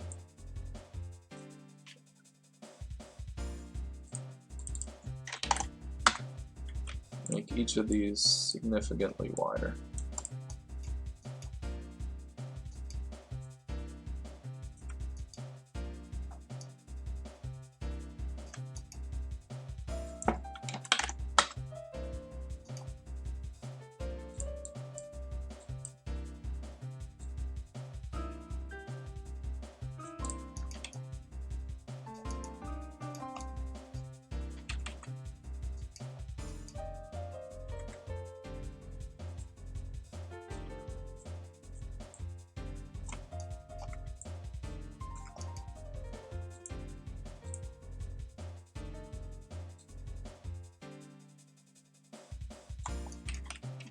That should make it a little more forgiving to take these corners.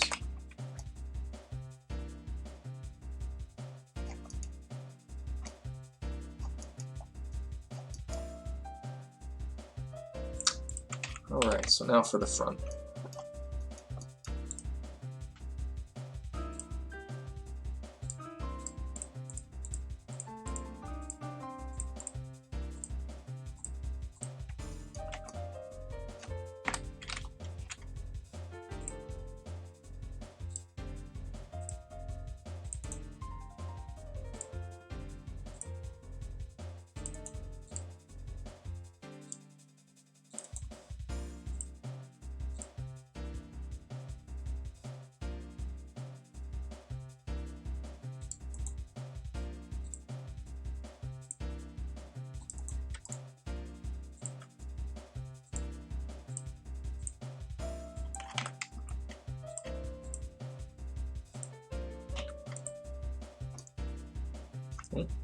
There's that again.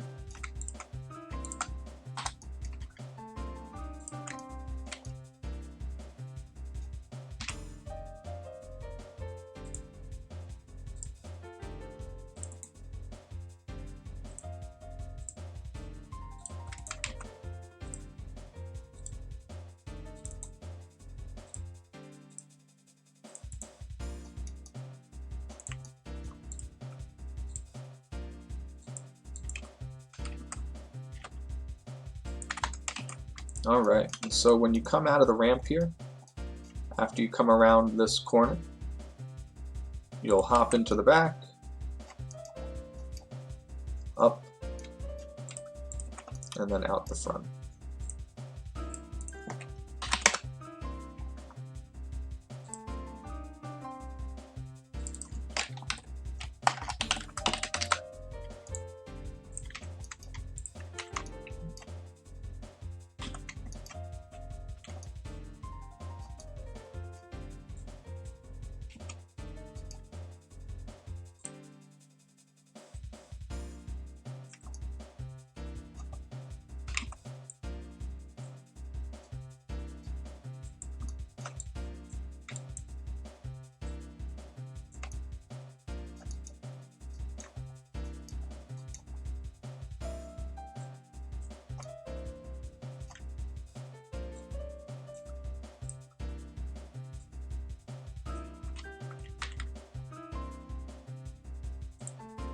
this a little bit wider. This whole thing a little bit wider.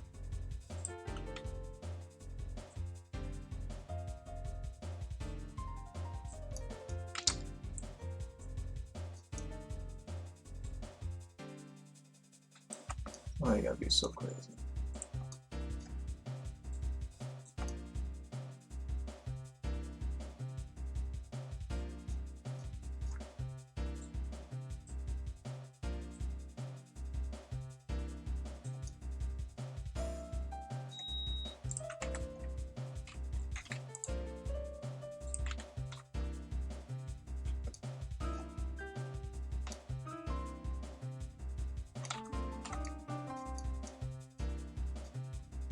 Alright, I should get you there.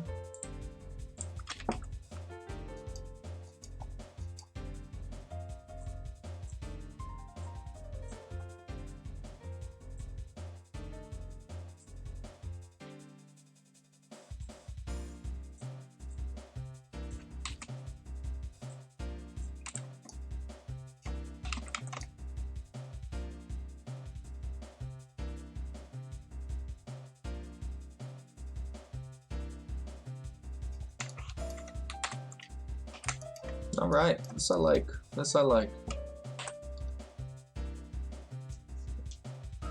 One set of those out of bounds and one not.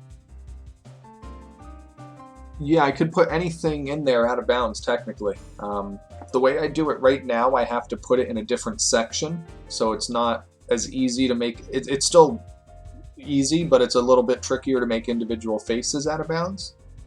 But you can set, the proper way to do it is with vert colors, as I had mentioned earlier, and I think Micro had discovered. You can set the vert color to a certain value, and that puts those polygons out of bounds. I'm not currently processing vert colors because the FBX importer I'm using, the library, doesn't support it. But once it does, that would be the preferred way to do out of bounds, is to set the vert colors. So at that point, any triangle I can set individually to be out of bounds.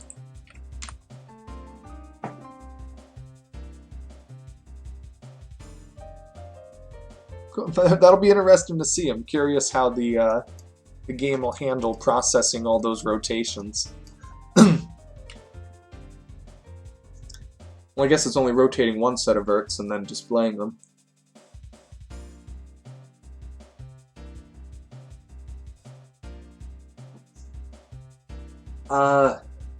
I believe not, and the reason I say that is that the surface map is static. The surface map is separate from the display lists. So the display lists will change depending on where you are on the surface map and what direction you're facing. But the surface map is made up of a static display list that doesn't change based on anything, and it reads the same list every frame. So I'm going to say it's most likely not related. I can't promise you that, I don't know everything, but the surface map in general doesn't update or change. And that is what determines what's in or out of bounds.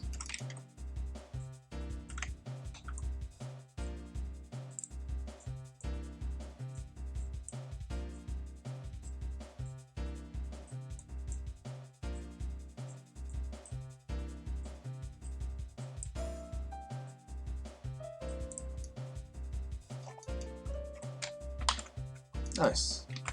Only 800 something.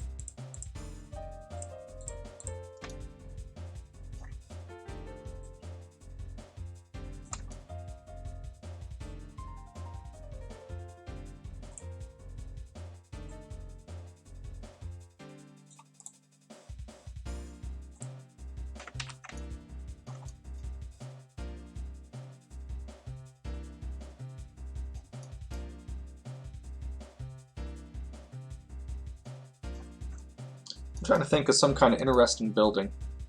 Someone had mentioned Streams had the idea of putting a shack, a fishing shack of some kind, but I'm trying to think of something more themed that's more relevant. I can't really think of anything, any relevant buildings from a Mario game or something based around a water level.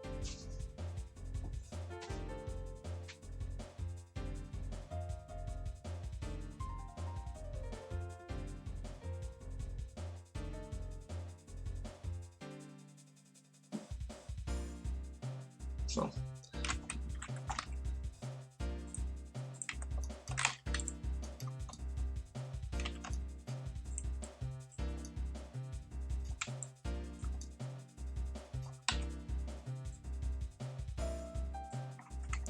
There is Bowser's sub. Training for the moat. Is there something to do with Vanish? No, no.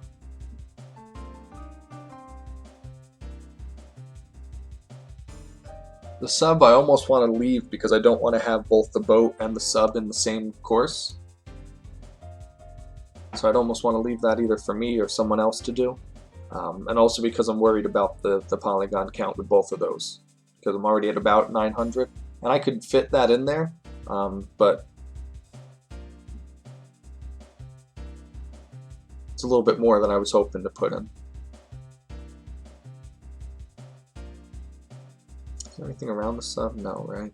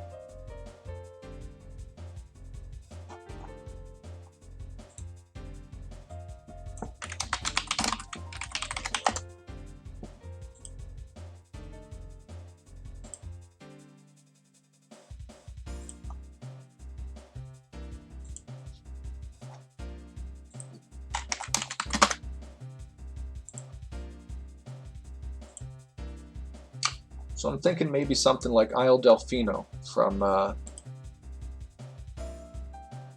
Sunshine.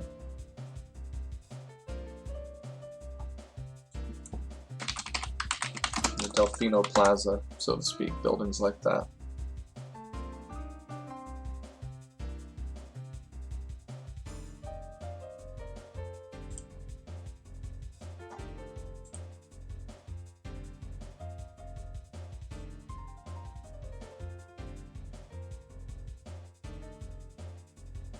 Seaside Kingdom. What's this? Let me load this up real quick too.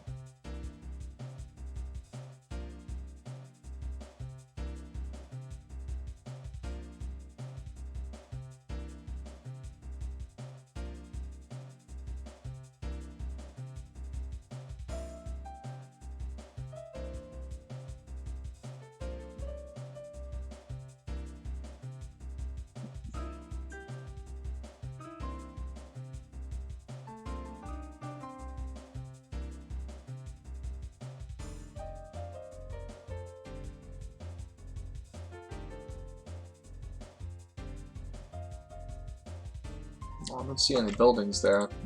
See if maybe it's just a bad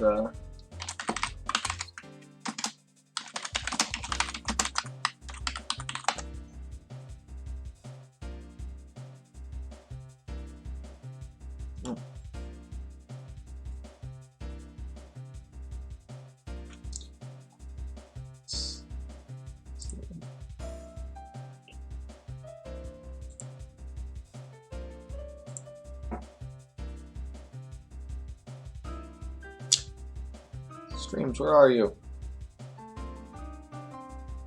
Blues Beach Hut.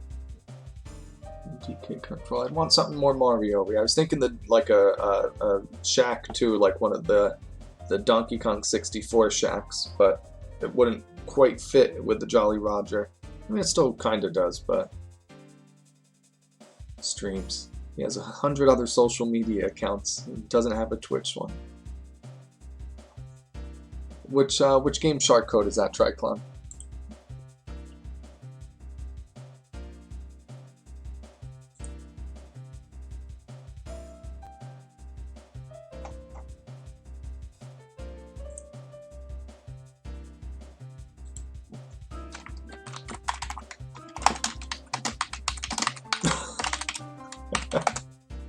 Gotcha, that one.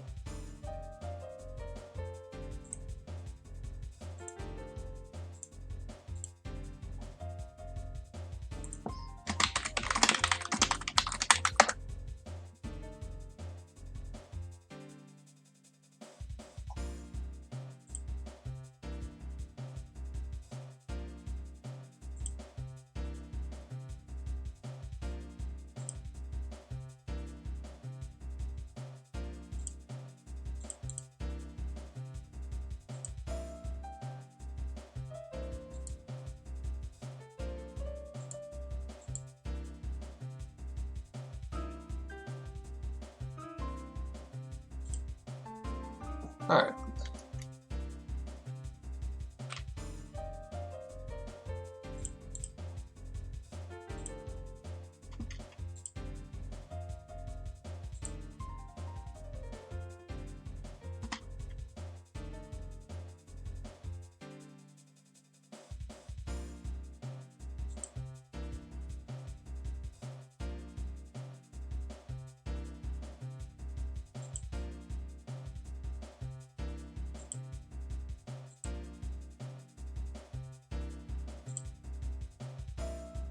So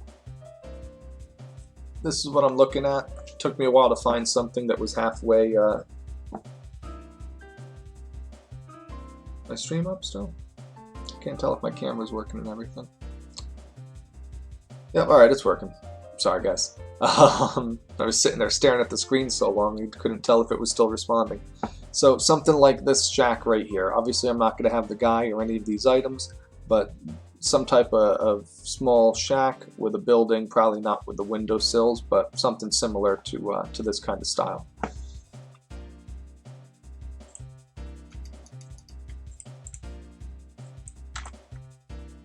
So they seem to have sort of slanted roof thing going on. Yeah, that's not what I need.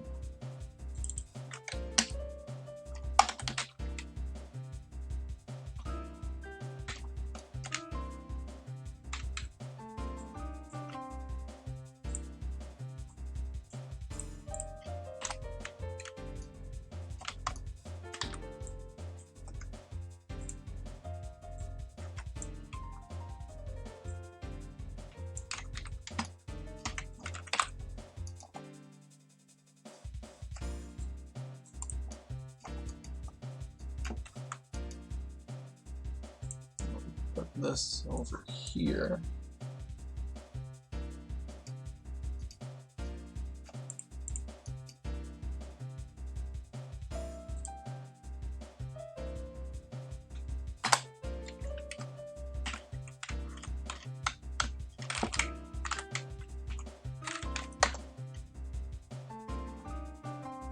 Alrighty.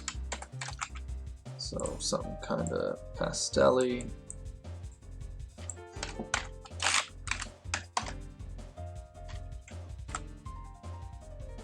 A little bit of orange tuned in.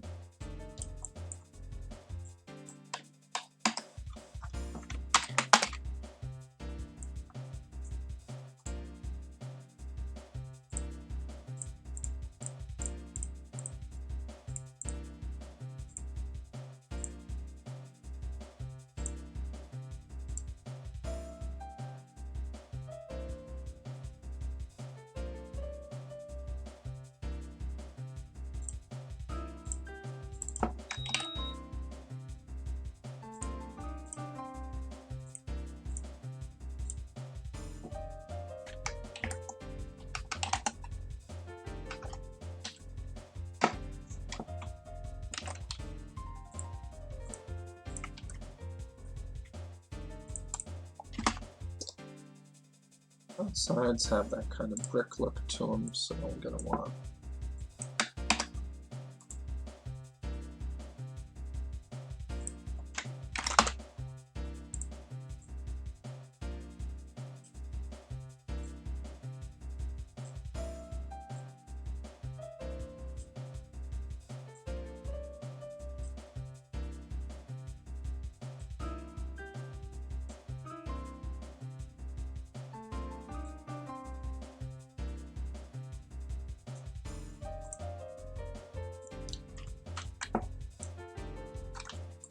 No, we don't. Why would you do this?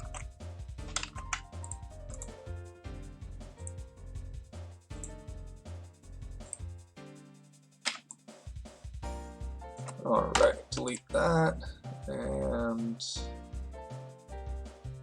let's think about this. We're not going to want this.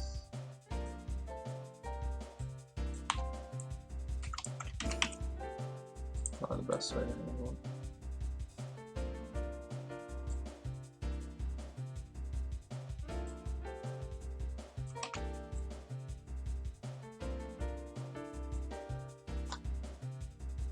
You waited for that whole, Oh wow, wait, is my console still running? Oh my god.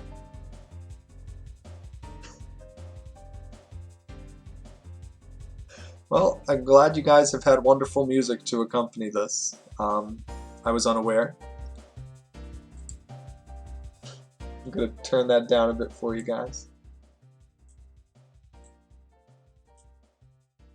Do you want it off? Should I leave it on now? Right, I might as well just leave it going. It's been on this long. So I'll keep it going, but at least I'll tune it back a bit. That's hilarious. Rank it? Alright, we'll leave it.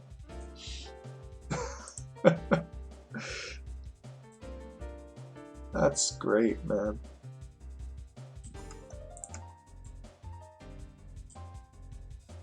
Alright, anyway.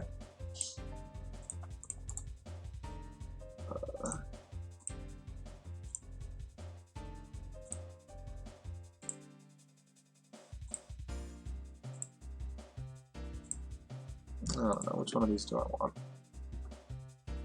That's one that looks good. None of these look good. Humbug.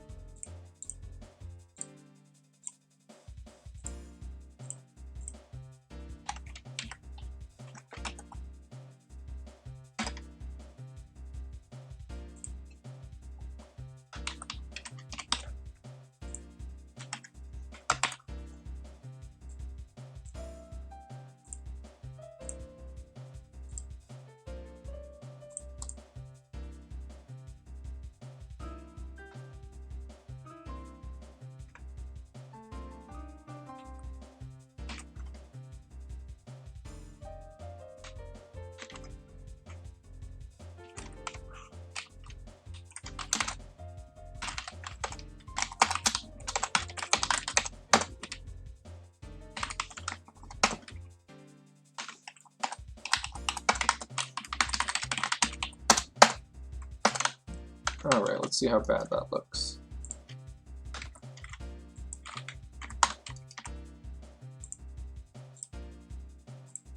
We're up to 6. Never mind.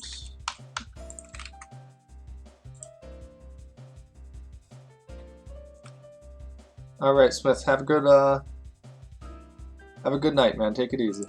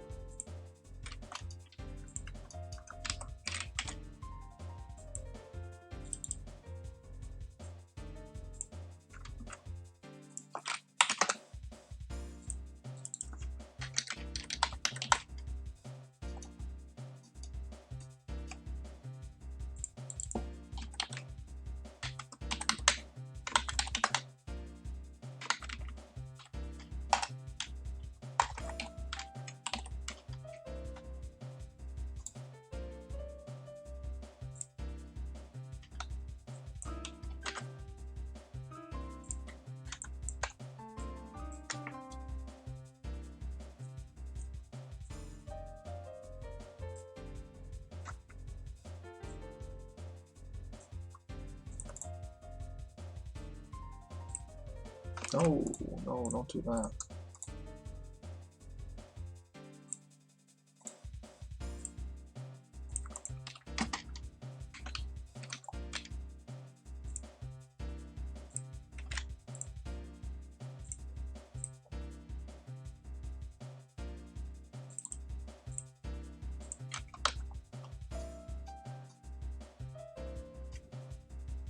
All right.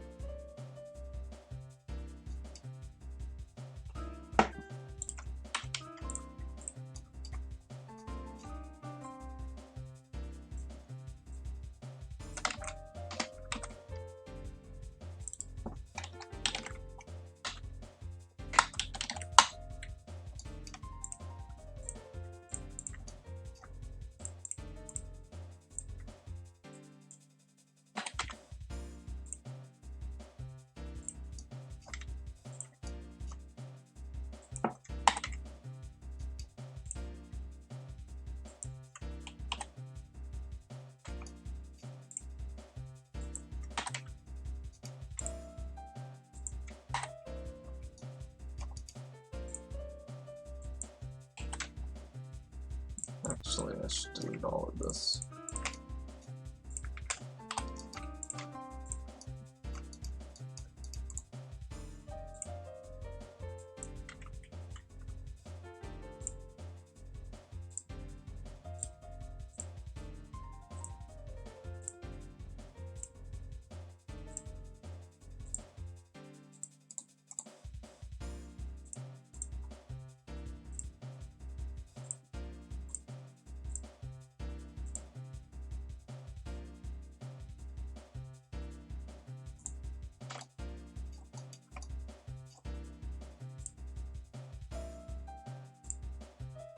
Why are you gonna do me like that? Oh, what do you got against?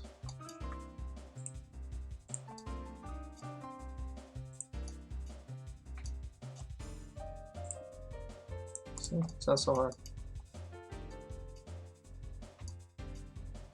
No, alright, well, whenever you get back, I'll see you then.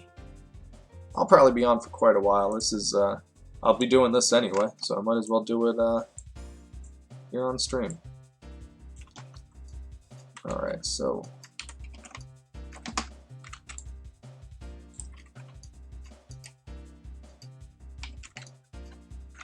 worry about the roof last.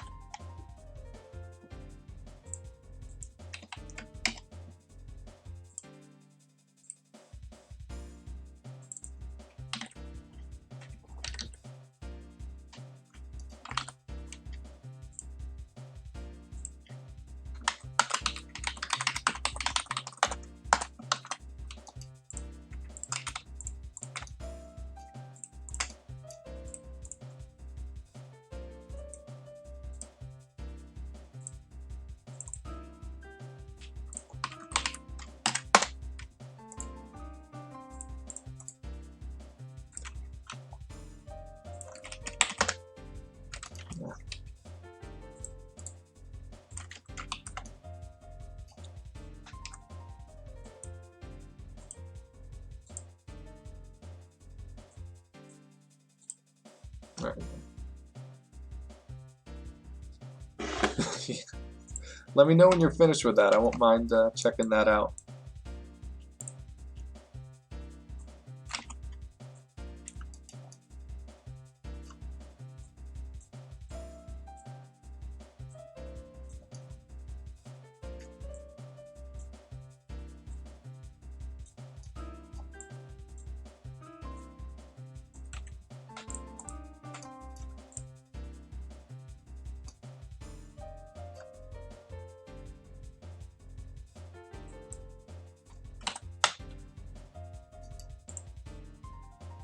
Wait, no, I don't.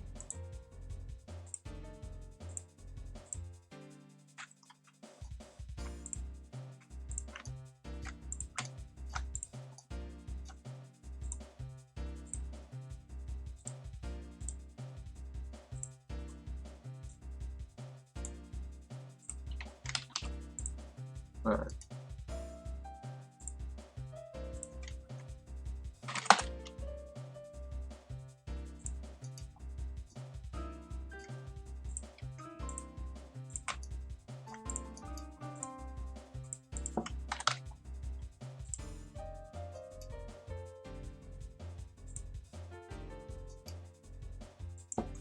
Oops.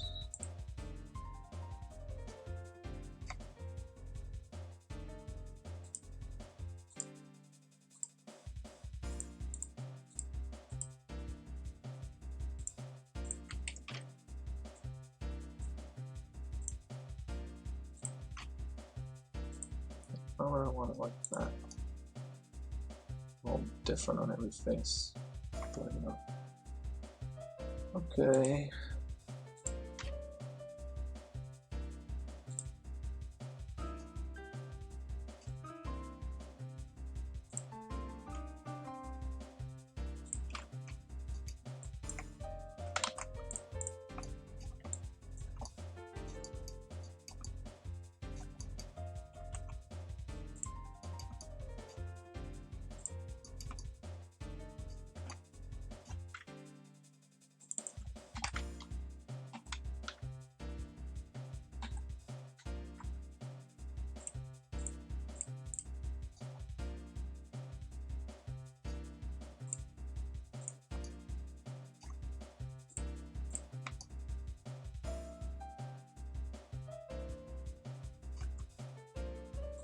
All of these look like shit.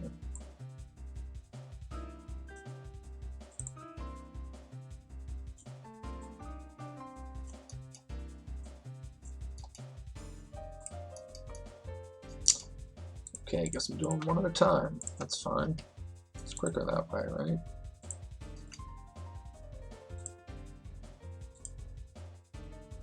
So it was the Y.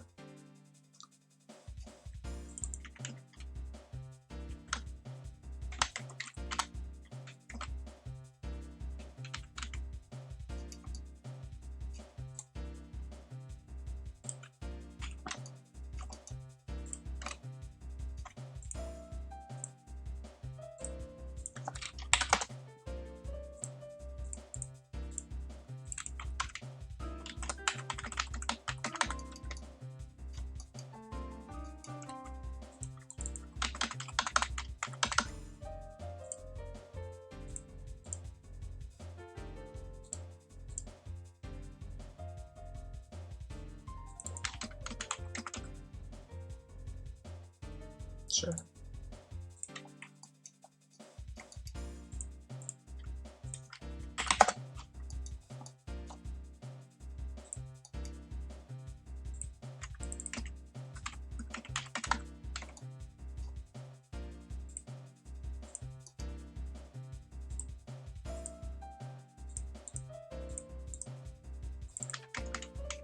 What? No.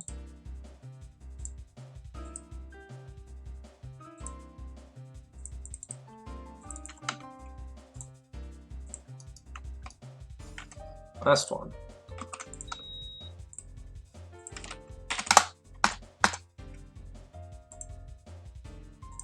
Alrighty. 1, 2, 2.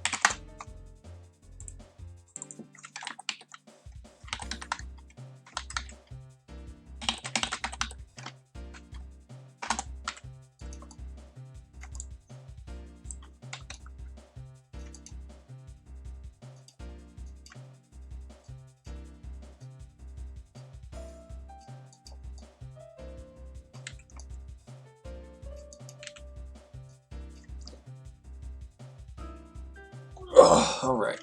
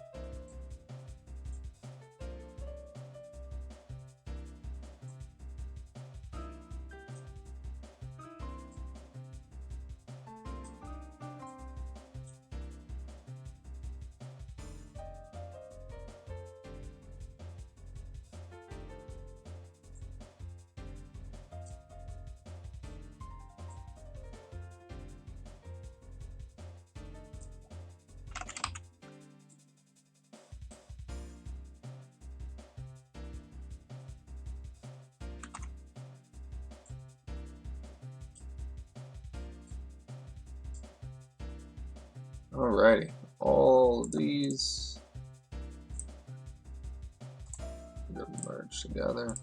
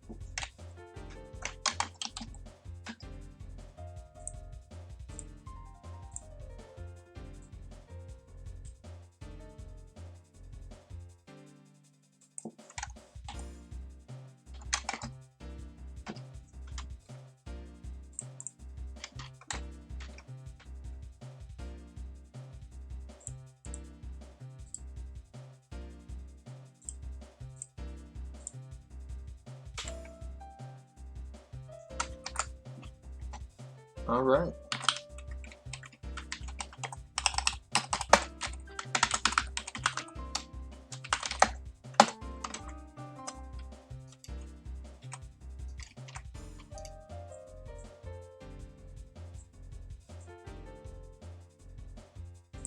Back out. I need a material 8. That's for the roof.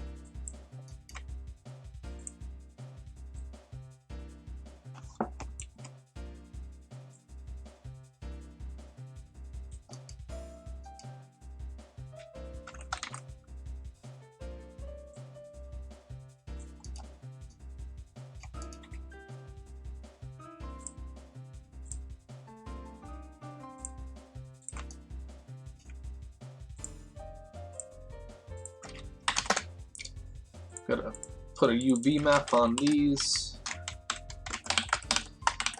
And that should just about wrap up this building here. Maybe put some windows on it too, I suppose. Fix the roof UVs.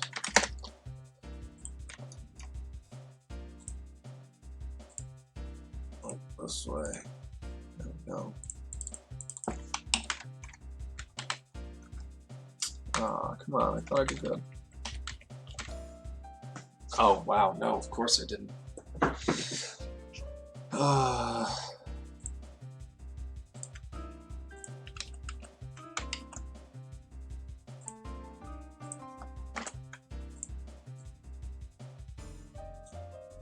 No, it should be good.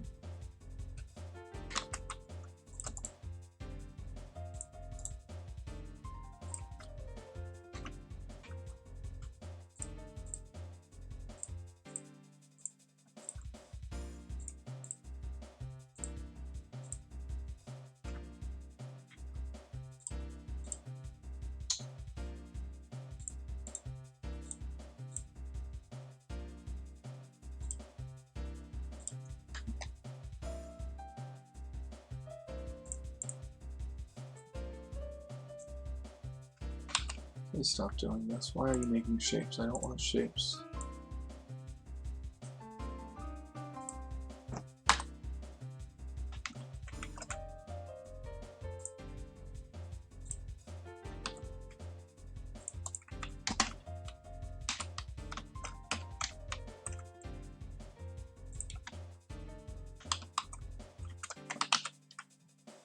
Good enough.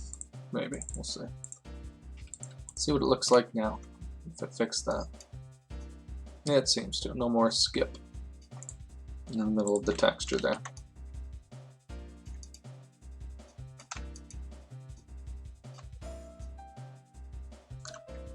What happened to my source? We want the little thing in front, so that can be done.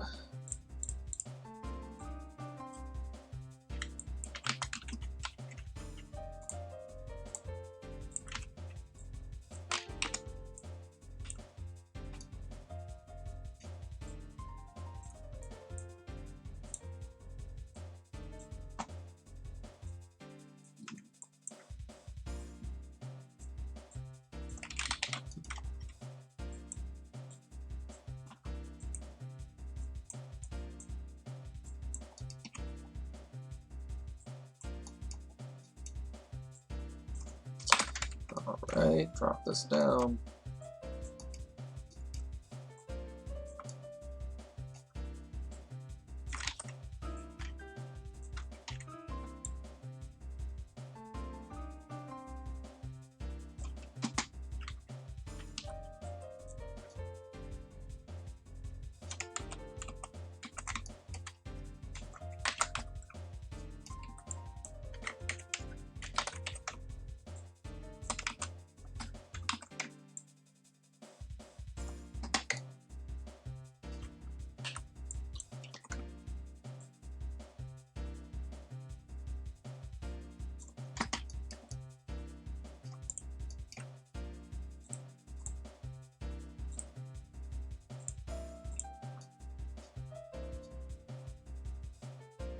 Nope. Okay, so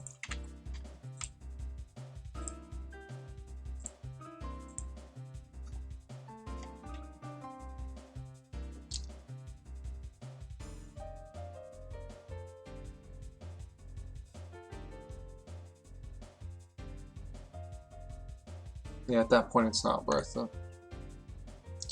So I'm gonna just end up having. Nope. All right. Where were we? Easier. Let's do it.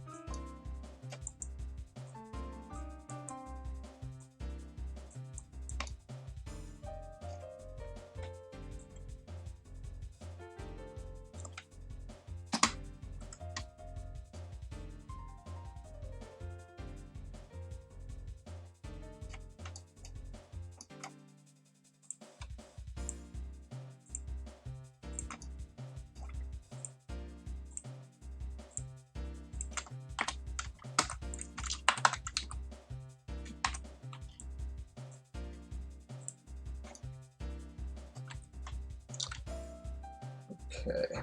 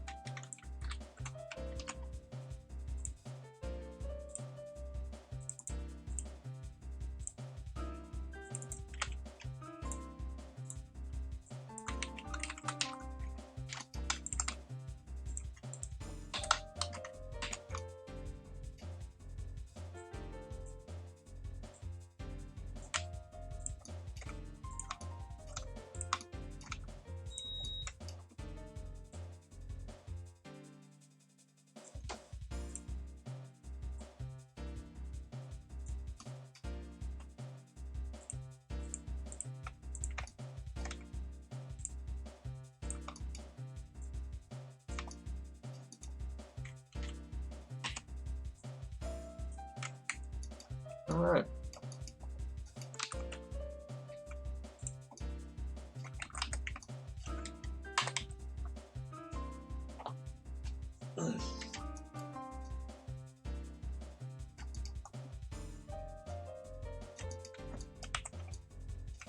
So we'll kind of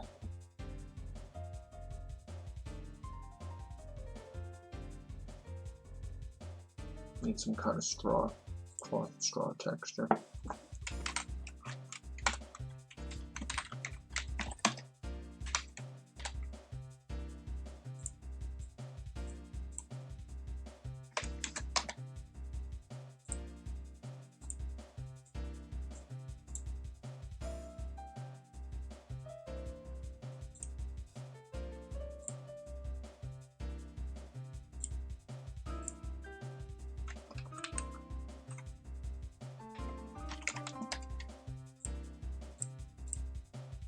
This looks awful, but it'll work.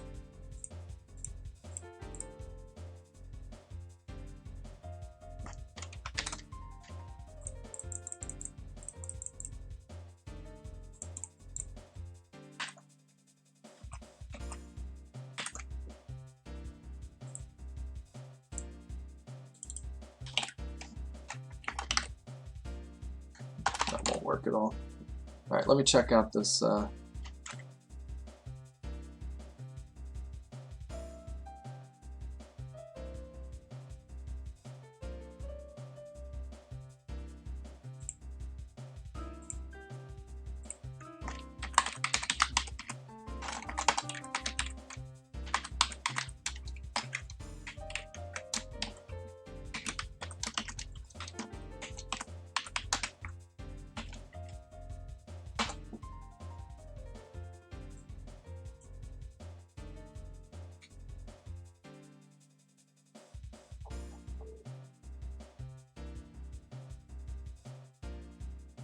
Jesus. It's pretty funny.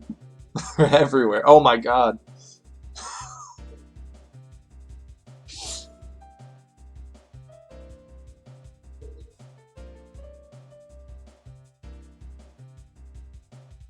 That's really funny.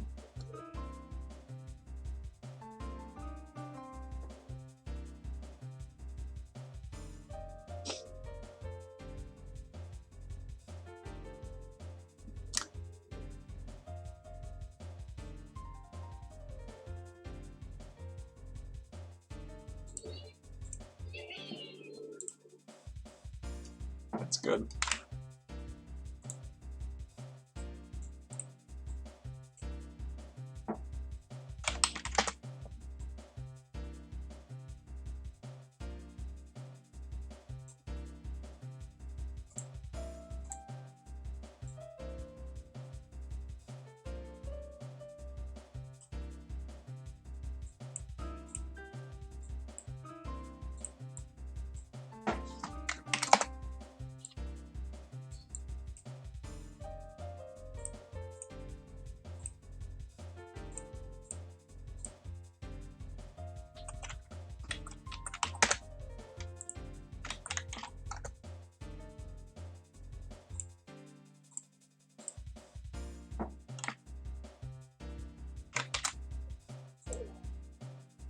going on here?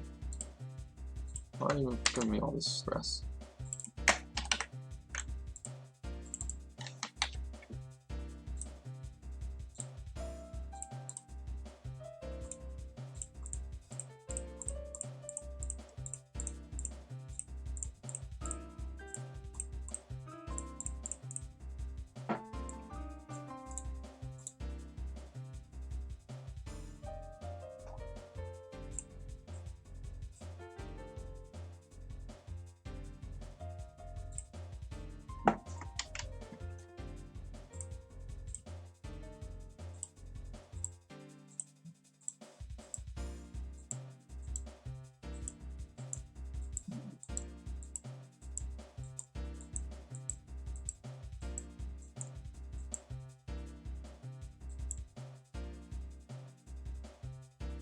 Without lag. Well, again, I guess because it's only updating one set of verts and then it just has to draw them.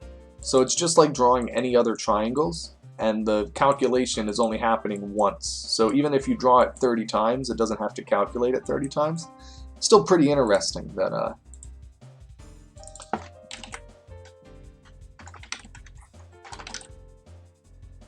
that it works like that, though, that it's able to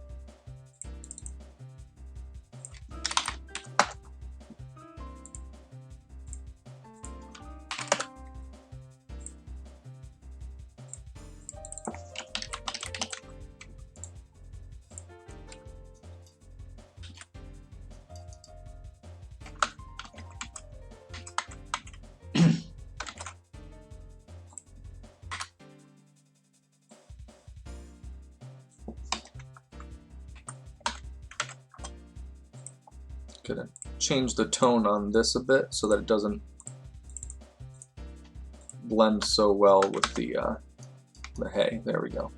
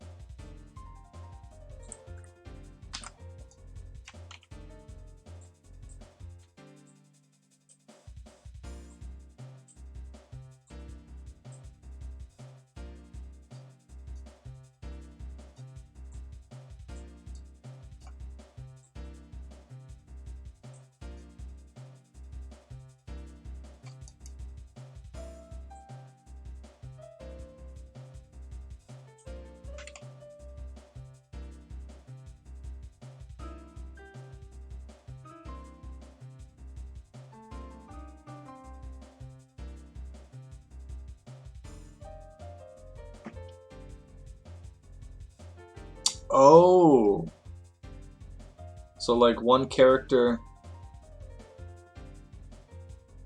How would that work? Explain that a bit more for me.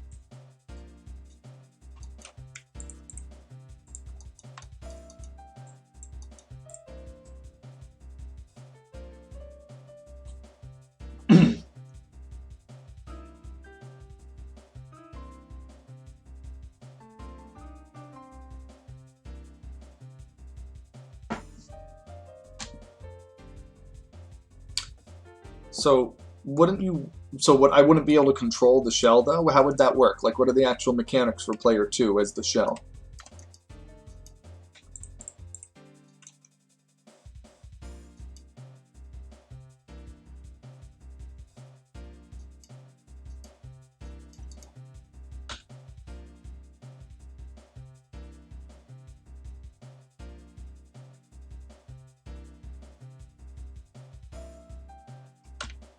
Sounds pretty neat.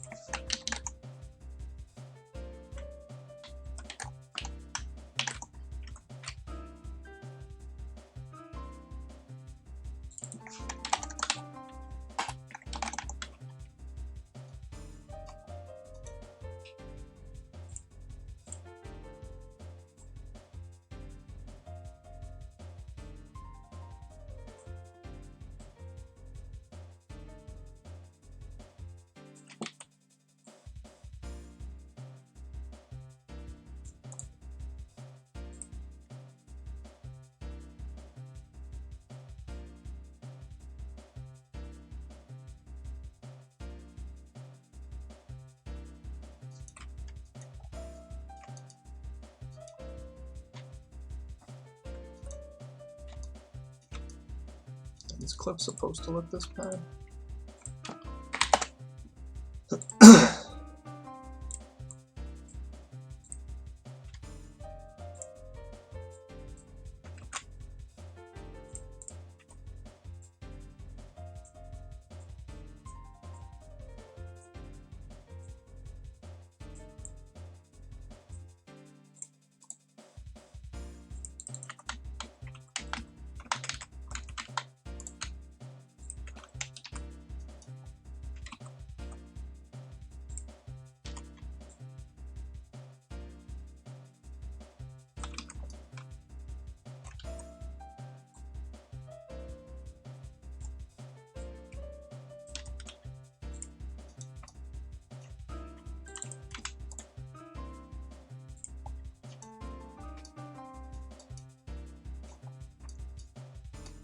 Yeah, this really looks awful.